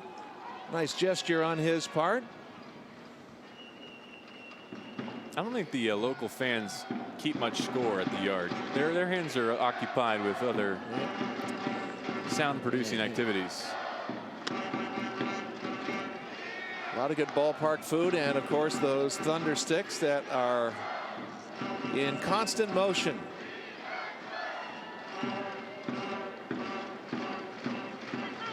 A sharp #2 pencil would pop one of those things. So yep. You have to leave the scorebook at home. With the runner going off the hill to field his position, Brad Thomas. But not before the Koreans add on. Their advantage 5-0. Time to stretch in Taiwan. The Australians continue to struggle at the dish. They're putting runners on, just can't push them across. So far, 6 zeros in their column, despite this in-game box score, Joe. Couple of hits here and there, but they really have not been able to string any at-bats together. No offensive momentum to where they could really put some heat or put one of these Korean pitchers under some duress. They haven't had to work out of any jams. You go back to the leadoff double by Kennelly in the 5th. He's the #8 hitter, and he's up again. That's really the only real threat that the Aussies have been able to put on Korea. Remember, the kicker of that whole series was Beresford finally got that hit with a runner in scoring position. Unfortunately, It was a flare to left right in front of Kennelly at second, and he had to freeze. We were talking earlier about the coaching meetings we had, and John Diebel, the Aussie coach, talking about how they like to do it with pitching and defense, and I've done a pretty good job of that. But if you don't score, you can't win.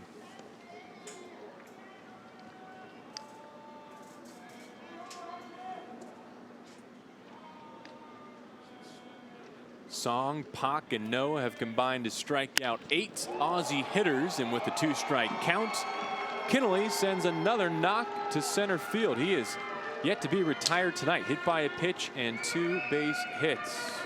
Look at the local fair here at Intercontinental Baseball Stadium. What do you think? That's kind of a tricked up corn dog? That's an authentic corn dog with kernels.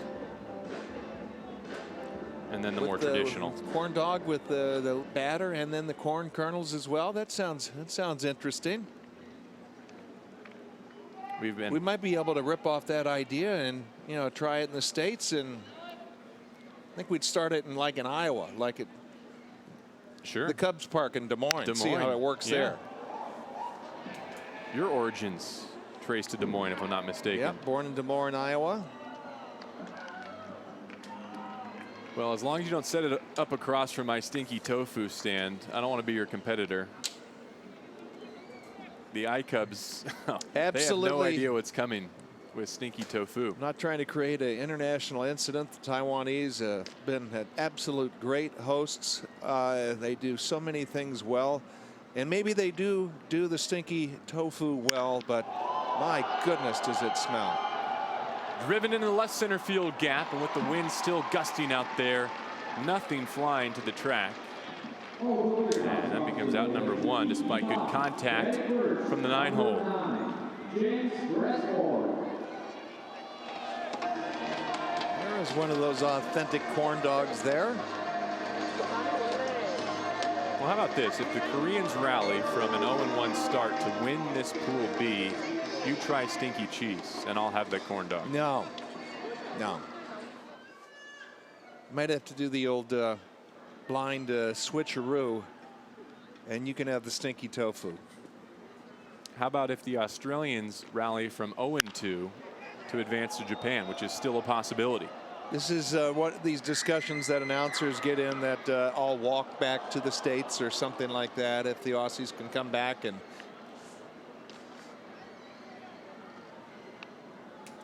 just like to see them get a little bit of offensive momentum, put a couple points on the board, make this game to where these Korean pitchers feel like they've been under a little bit of duress because they've been cruising. Just to spell it out, say the Australians do fall to 0-2 here. If they beat the Dutch tomorrow, both they and the Netherlands would wind up at 1-2. They would hope for Chinese Taipei to beat these Koreans. That would force a 3-way tiebreaker at the bottom of Pool B with 3 teams at 1-2. Now, the Australians taking 2 losses here and currently trailing 5 would not have a very favorable run differential unless they absolutely blew it open against the Dutch. So that's why their odds are long. But we can't say that they're truly eliminated if they fall tonight. No, they're not eliminated, but that would really be a incredible classic case of backing into advancing to the next round. Highly unlikely. Meanwhile, if Korea wins, they improve to 1-1 with the Dutch, who are idle tonight.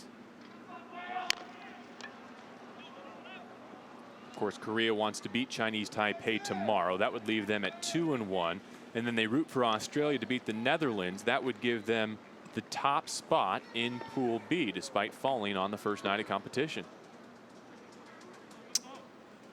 Yeah, and with that first night with the Dutch beating this very Korean team, they looked incredibly strong, incredibly athletic, and was actually disappointed with their performance yesterday, and most of it was from the pitching mound against Chinese Taipei.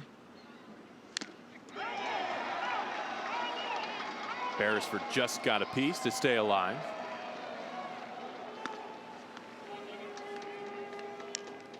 Greg Gibson, the home plate umpire, very emphatic about that being a foul ball, and saying it did hit the ground. He had a beautiful view of it there.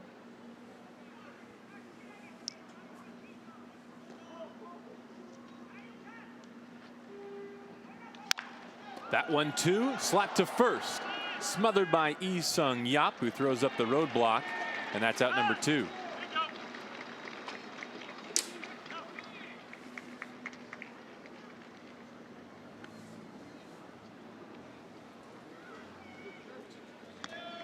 And with the runner advancing to second and 2 outs, South Korea is going to continue its weekend management. They want to keep No available should they need him tomorrow against Chinese Taipei, so his night is done.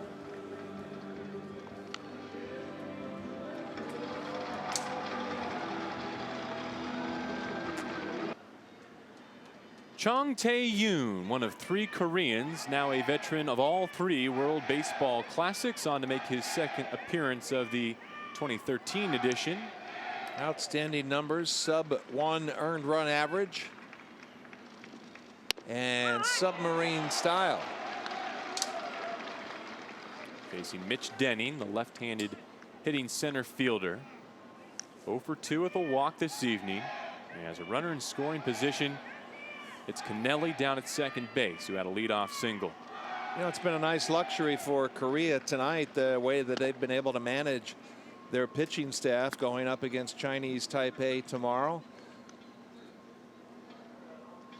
without restrictions and really having their pitching staff at full strength. It should be a heck of a game. Again finds the zone, 1-2. Yeah, that type of delivery and you're throwing that slider and almost looks like the ball is rising. It almost looks like it's skimming the grass when it's coming in there because it's so low. And from that low release point and kind of rises up a little bit, a little slide action at the end.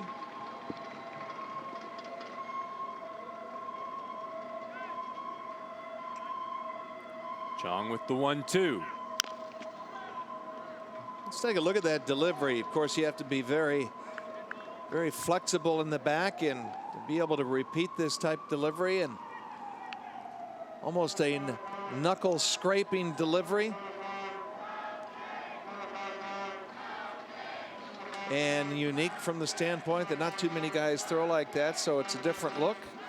Takes some getting used to at the plate. I think the guys going back like Dan Quisenberry, Kent DeCulvey, Chad Bradford.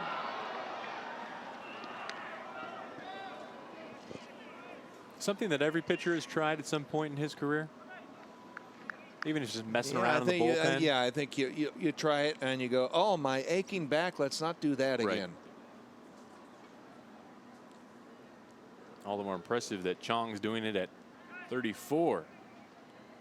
Another 2-2 with 2 outs. Boy, he wants that outside corner, and Gibson not giving it. Well, that one didn't miss by much. That was just about in a perfect spot. A little nod from the umpire there to Denning going 1 inch closer, and that's it.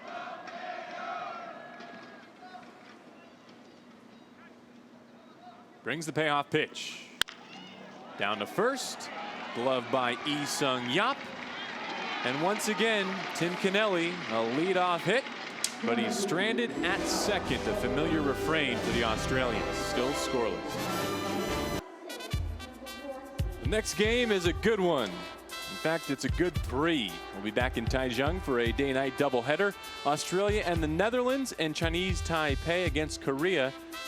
And then the meat on that sandwich is from Japan, Brazil, and China in the Japan Dome. Check WorldBaseballClassic.com for the listing in your area. Meanwhile, the 26-year-old Beard is out of the Australian pen, and he's brought his Matt Williams with him. Either a big fan of Brian Wilson or he's here on witness protection for the government. No, that is Matt Williams. We did talk with the coaches, and they really do like his stuff. Straight over the top, closer type stuff, and he's got that closer type look. What is it with those closers?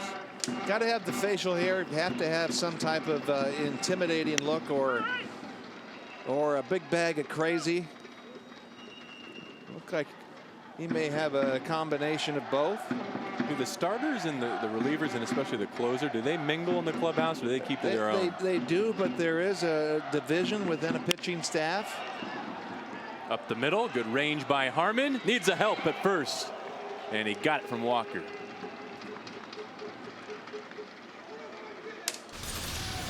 Well, the Aussies having some smiles, knowing it really has not been their pool tournament here, but they're making some nifty plays.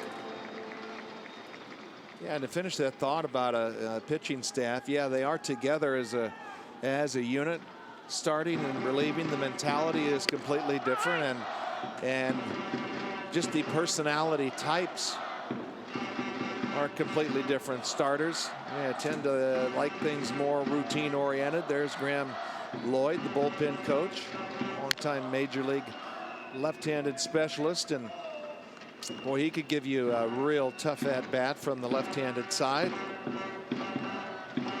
Very successful left-handed reliever. How about some of the names that close games for your wins in your 10-year major league career? Todd Worrell is probably one of the more normal closers. Lee Smith as well. who I think should be a Hall of Famer. I love that we're handing out degrees of normal in this category. Right. Troy Percival. He was a little abnormal, but a great closer. How about a member of a starting staff who probably should have been a closer, missed his calling, and deserved to be down the line in the bullpen? Well, we used to tease each other as guys in the bullpen. Sometimes they'd come in and you'd throw 7, 8 innings of great baseball, and they'd give up the lead, and another reliever would get the win, and they'd say, to heck with the starters, give the win to the bullpen. And we'd say, the reason you guys are down there is you couldn't be starters. And so there's a rivalry going back and forth between a starting crew and a bullpen crew. Good-natured, of course. It's all about the W at the end of the day.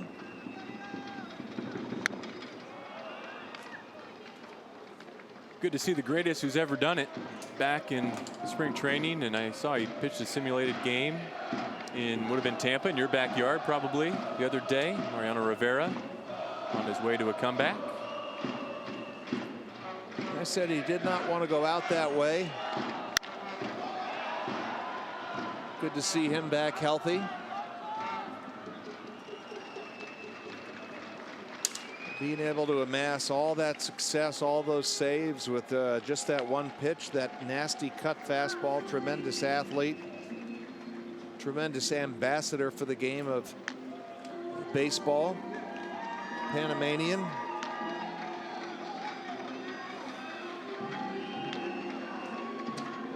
There comes the 0-3's company again, the interpreter, the umpire, and the pitching coach.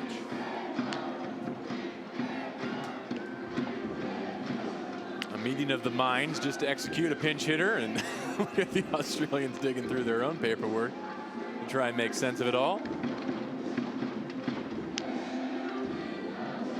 Looks like when it's all said and done, Kim Tae-goon, the right-handed hitting first baseman, will be the man to step into the box as a pinch hitter.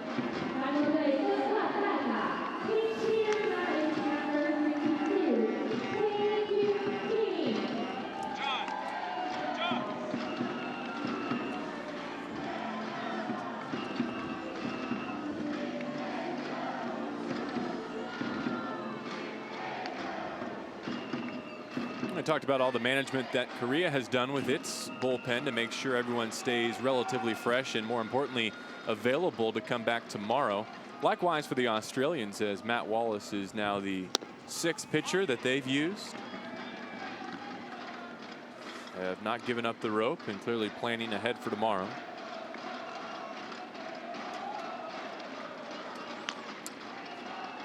And they are planning ahead for tomorrow, but I guarantee you Matt Williams is not planning on getting a haircut.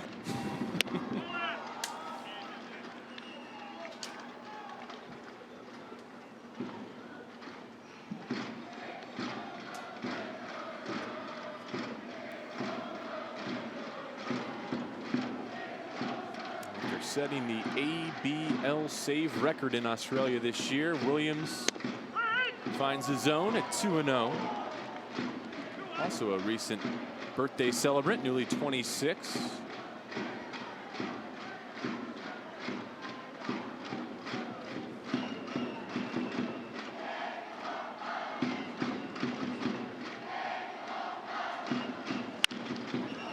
Kim Tae-goon back up the middle.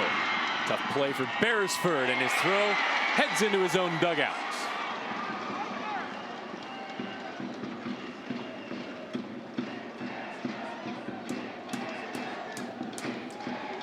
Yeah, the old 360 play would have been a heck of a play by Beresford, who has shown good range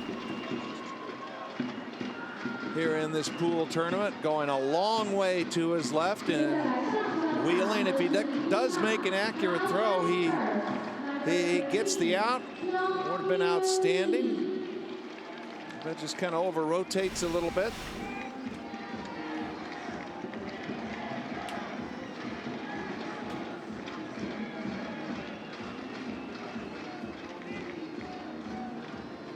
Give Call a hit that there. A hit and an error. Yep, exactly right. Really just hand it down, and Kim Tae-goon, after advancing to second, will get a pinch runner, so he'll be lifted as well. And we'll complete some housekeeping here as it looks like Williams is done for Australia. Another pitching change perhaps coming up for the Australians.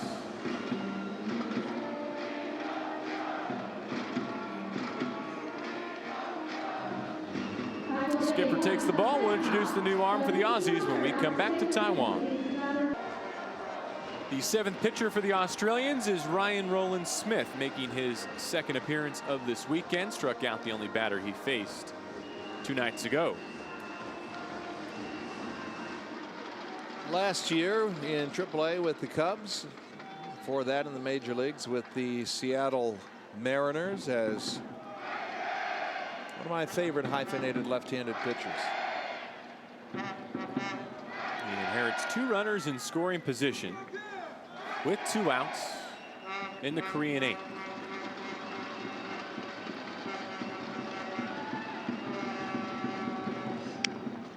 Finds his own with strike 1, facing the top of the order as well in Lee-Young-Kyu. 2 hits, a walk, a run scored. The Korean leadoff hitter playing center field.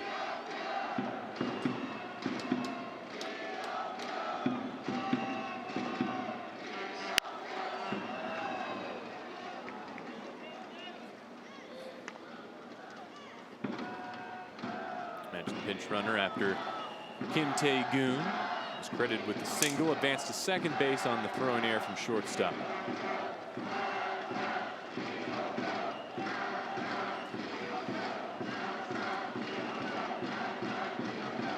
First player from Newcastle, Australia to ever sign a professional contract with a major league club, Ryan Roland Smith.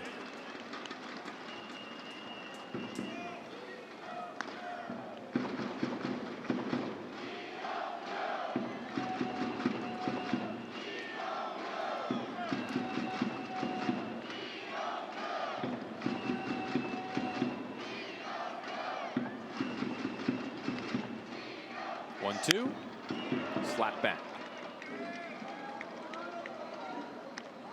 Yeah, and as we mentioned yesterday, there's not room for one more letter on the back of Roland Smith's jersey. Although I got to tell you, I saw one briefly in the van the other night. We were riding back and we saw the game in Japan, and I believe it was a Cuban player who had one down to his belt. They're going to have to go smaller font if that got any longer.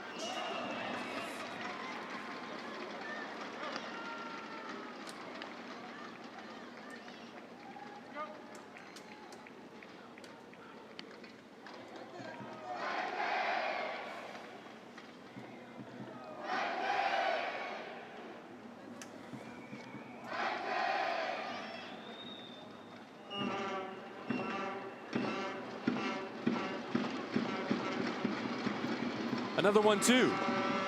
This one spoiled in dirt.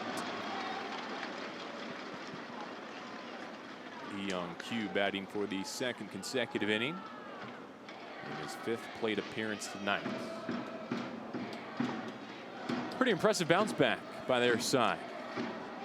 We were stunned with the lackadaisical performance by the 2-time semifinalists here in the World Baseball Classic.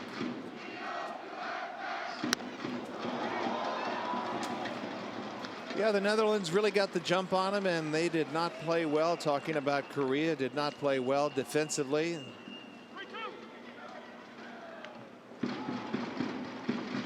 Kingdom of the Netherlands looked very athletic. Great aggressive fastball hitting team from top to bottom. Still a lot of things to shape out. That will be framed tomorrow. Roland Smith loses Lee-Young-Kyu to load the bases. Let's put it this way, depending on how tomorrow shakes out, a lot will be determined in terms of who goes on to Japan. Look back at what we said needed fixing for Korea. So far, error-free baseball and plenty of offense to go with it. But just to continue that thought, Joe, I was going to ask you, now that you've seen each of these teams twice, have a little bit better sense of what they're bringing to the table with their 28-man rosters. Regardless of how tomorrow shakes out, who do you think are the 2 teams that have the best chance of doing some damage in round 2 when they go to face Japan and Cuba? Well, I think Korea has made a lot of changes. We talked about it from the very beginning of this. Uh-oh. That normally is where a home run goes out to die. Home run swing off the bat of Chung Kanu, but they'll settle for their 5-0 lead going to the bottom of the 8th. Looks in the Australian dugout really tell the story, don't they? Long faces down there for the Aussies. They came in with high expectations, thought they could do some damage in Pool B. Has not gone their way yet. 2 at-bats left against the Koreans. They're chasing 5.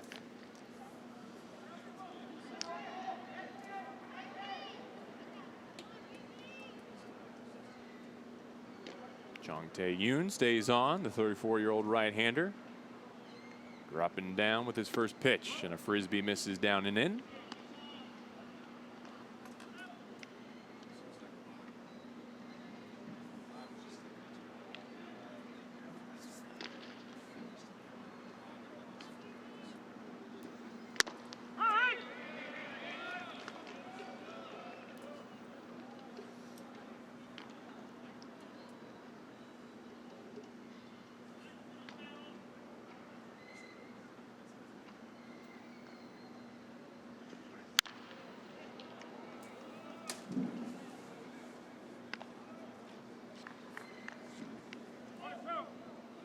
That submarine delivery and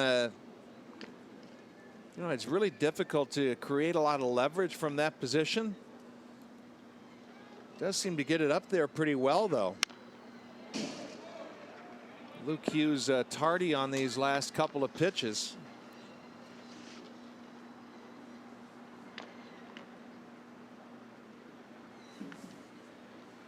And that is definitely the type of delivery that is prone for racking up a lot of ground balls, a lot of knee-high pitches. And right on cue, he throws one up at the letters. Thanks.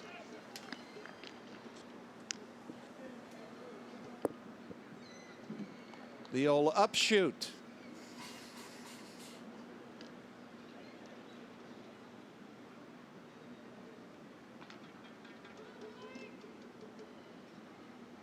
Working exclusively out of the stretch. Here's his 1-2. It's more like it for you, Joe. Yeah, that's the idea. And in a rare moment, the Korean Thundersticks have gone quiet for a moment.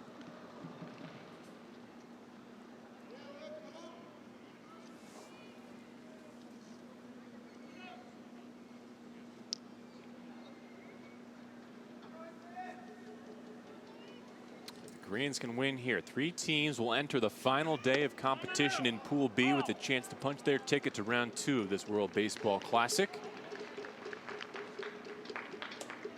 Netherlands and Chinese Taipei, the top 2 teams in the standings currently, had the day off. Host nation at 2-0. The Dutch have split their first 2 contests. And a called strike 3. Hong, the catcher, dropped it and sends it down to first to complete the strikeout. Right on the inside corner. Oftentimes when the catcher's setting up on the other side of the plate, you don't get the call, especially when the catcher does not catch it. I mean, that is submarine style, folks. Song, Pak, No, and Chong have combined for 10 strikeouts of the Australians. Who's next? He's got a lot to live up to. 1 out in the 8th, and the 5th pitcher for the Koreans to protect this 5-run advantage, Song Sung-lak. Well, from under to over. Chong with the submarine style and Song Sung-lak straight over the top. Good numbers. 15 walks to 47 strikeouts. Do you want to wish him happy birthday, or shall I? Go right ahead. 32 years old today is the pitcher, Song Sung-lak.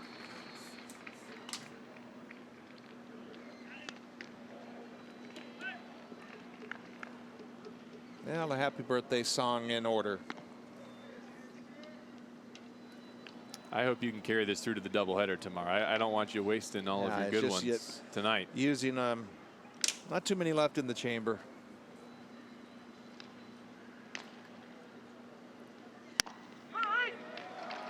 In the zone with strike one, 2-1 the count.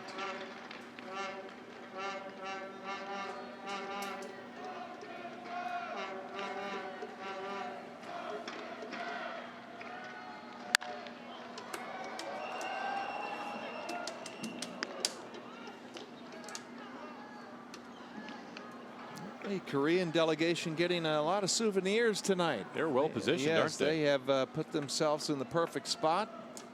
Do you think they knew that this left-handed heavy lineup of Australia was prone to sending a few shots their way? And you saw a shot there, song as groupies. It's his birthday and someone made a poster for him. Mm-hmm.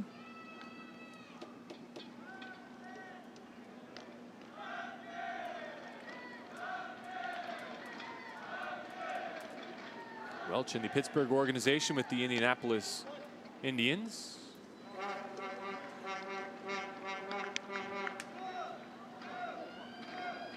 Walked his first at bat, struck out in the fourth. Sent a ground ball down to first base in the sixth. Just missed that one. Young-Kyu charging. Young-Kyu came up empty.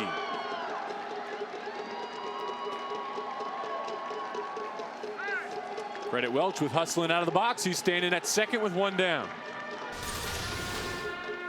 Well, for a ball that was in the air a long time, the shortstop didn't want anything to do with it, and the center fielder thought the shortstop was going to catch it, and center fielder was playing very, very deep and not playing deep according to the conditions of the ballpark, with the wind really blowing extremely in. Had a long way to run, and a pop up to center field turning into a double. Joe, not only 4 lefties in the starting lineup for the Australians, but 3 more on the bench and available. Josh Roberts, the pinch hitter here.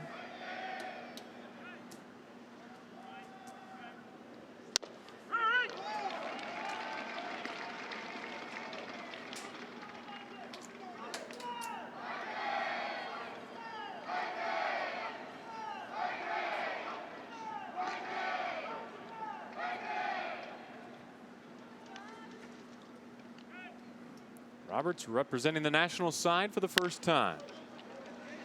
Soft contact down to first. Sung Yap gobbles it up. 2 down.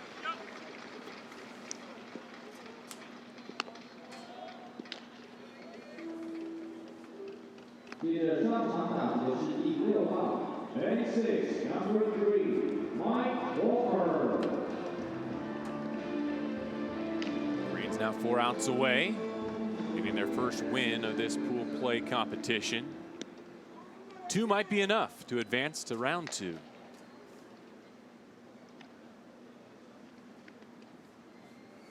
Five-run differential currently in their favor won't hurt if it comes down to a tiebreaker.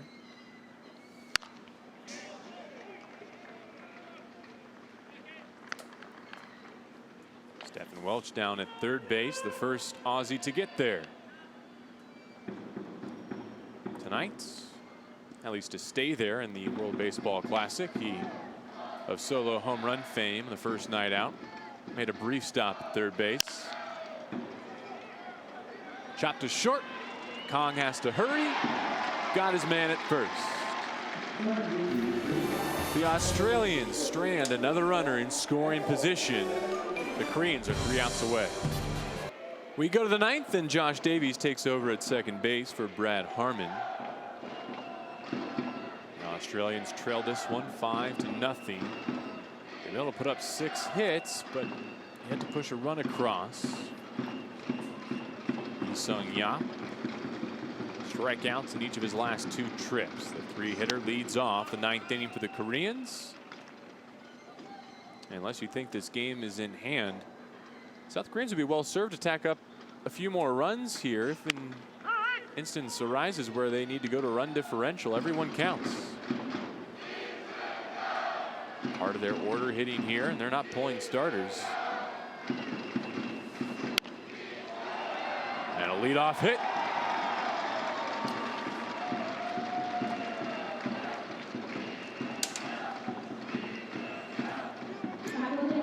Well, it's a good approach against the left-handed pitcher, Roland Smith, just having to really just kind of stay through the ball and not bail and fight it off, and that's exactly what he did into left field. Not hit hard, just a nice little wedge shot, little lob into shallow left. We'll bring up the big fella.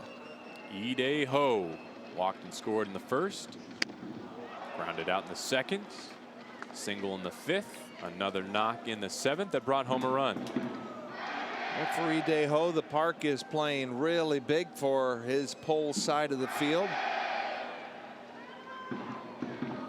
Wind blowing in from left.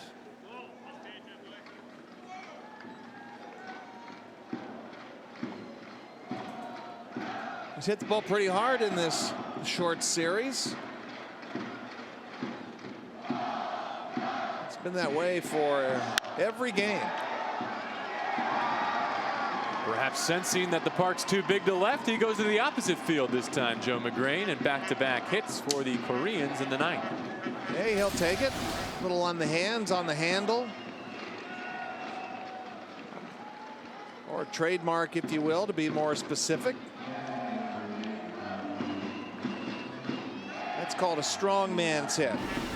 Knowing it's rattling the hands a little bit, he's able to fight it off. His third hit of the night, fourth time to reach base, and so he checks out. His night is done, and a pinch runner in to take his place, Kim Sang-soo.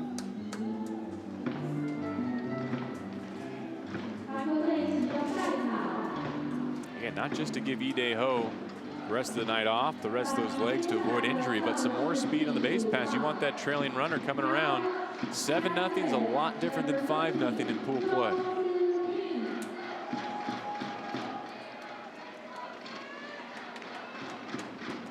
Koreans have put 20 base runners aboard tonight, converted 5 of them.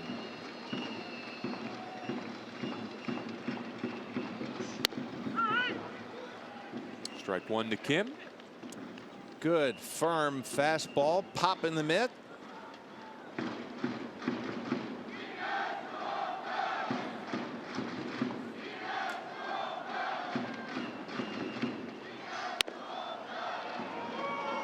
Fooled there. At 25 years old, one of the most complete players in the KBO, a 2-time Gold Glove winner and an outfielder. Also won the 2008 batting title with an average up around 360. Reaches for that one. Double play ball to second. The relay throw, not in time, and it pulled off Walker.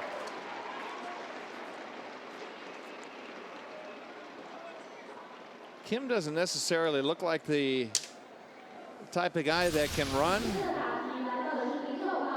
Kind of thick-legged, but he seemed to be already on the move with that swing, moving towards first base, able to get by the bag and beat that out.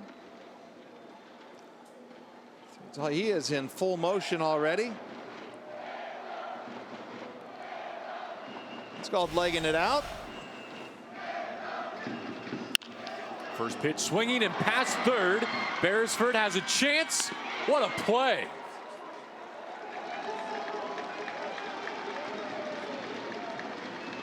Lee-Sung Yap in to score.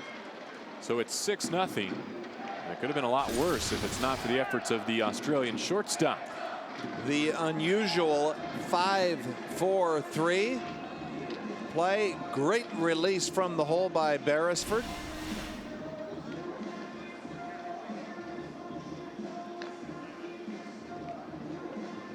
Talked about how Australia can play a little D, and he has shown some real good hands at shortstop.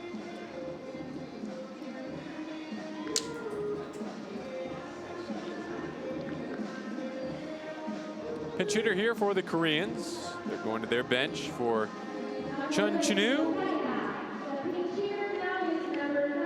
He'll bat with 2 outs and a runner in scoring position. Kim moved down to second on that fielder's choice.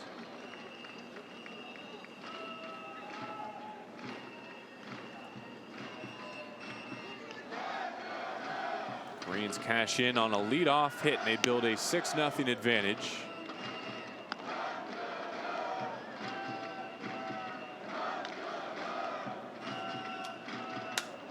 Ryan Rowland-Smith, the 7th Aussie arm of the night, as both sides going deep in their bullpen to keep people eligible for our day-night doubleheader tomorrow.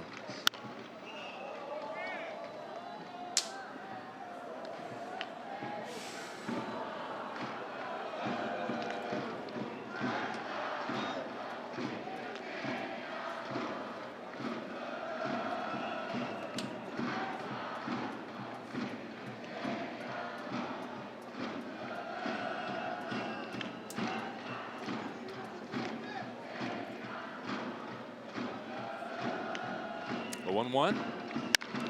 Chun takes it to center. Danning a good break, and he coasts underneath it to retire the side, but not before the Koreans extend their lead to 6 runs on 11 hits, 3 outs away from victory.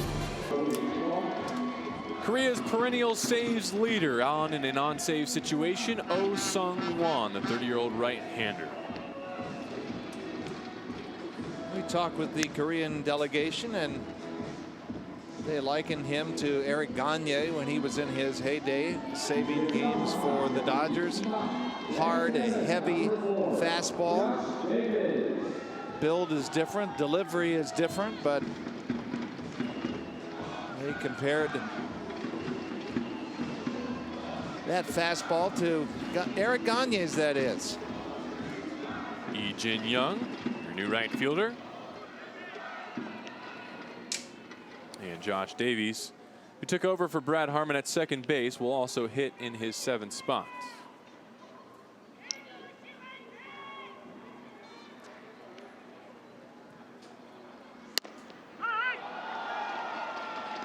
Your puffball's back.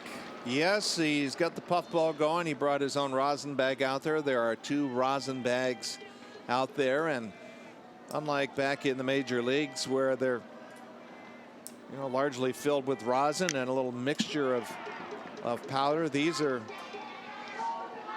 largely filled with powder. And a couple forget-me-not shots.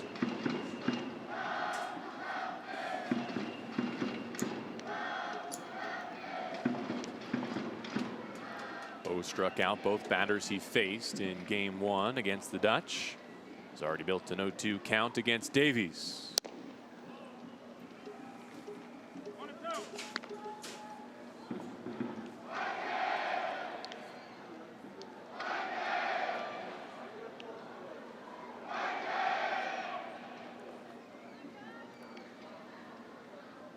Davies making his WBC debut. Frozen on the outside corner, but Gibson didn't go for it. He thought he had a strike, and he's going back to the puff ball again. Gaylord Perry used to make that look famous, along with various other products he used to use. The Korean catching has not been very strong, although that's just a pitch to work the count to 3-2. Khan does not move very well behind the plate and has dropped a lot of pitches, and I think actually blocked Greg Gibson out on the previous pitch. Davies goes down swinging the first out of the 9th.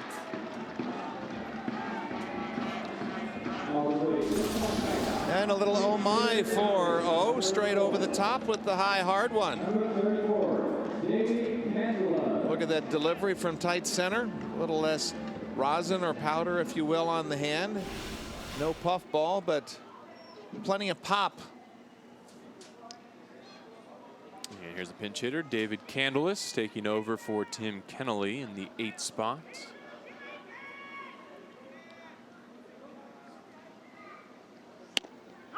Great spot on the outside corner with strike 1. Even though that puff of smoke does come out of his hand at release, the ball just really comes out of his hand nice. Change speeds there, pulled down to 3rd. Got 2.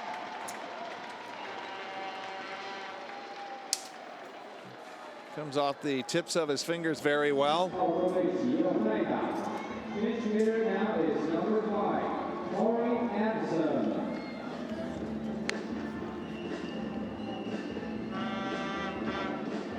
And the pinch hit parade continues at the bottom of the Australian lineup here in the 9th. Corey Adamson played a nice outfield in relief of Chris Snelling, who left with an injury yesterday.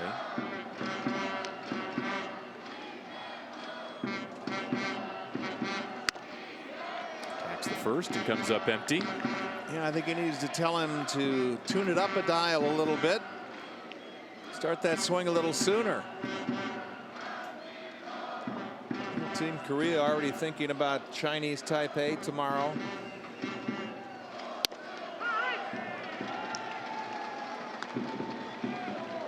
And so is their delegation.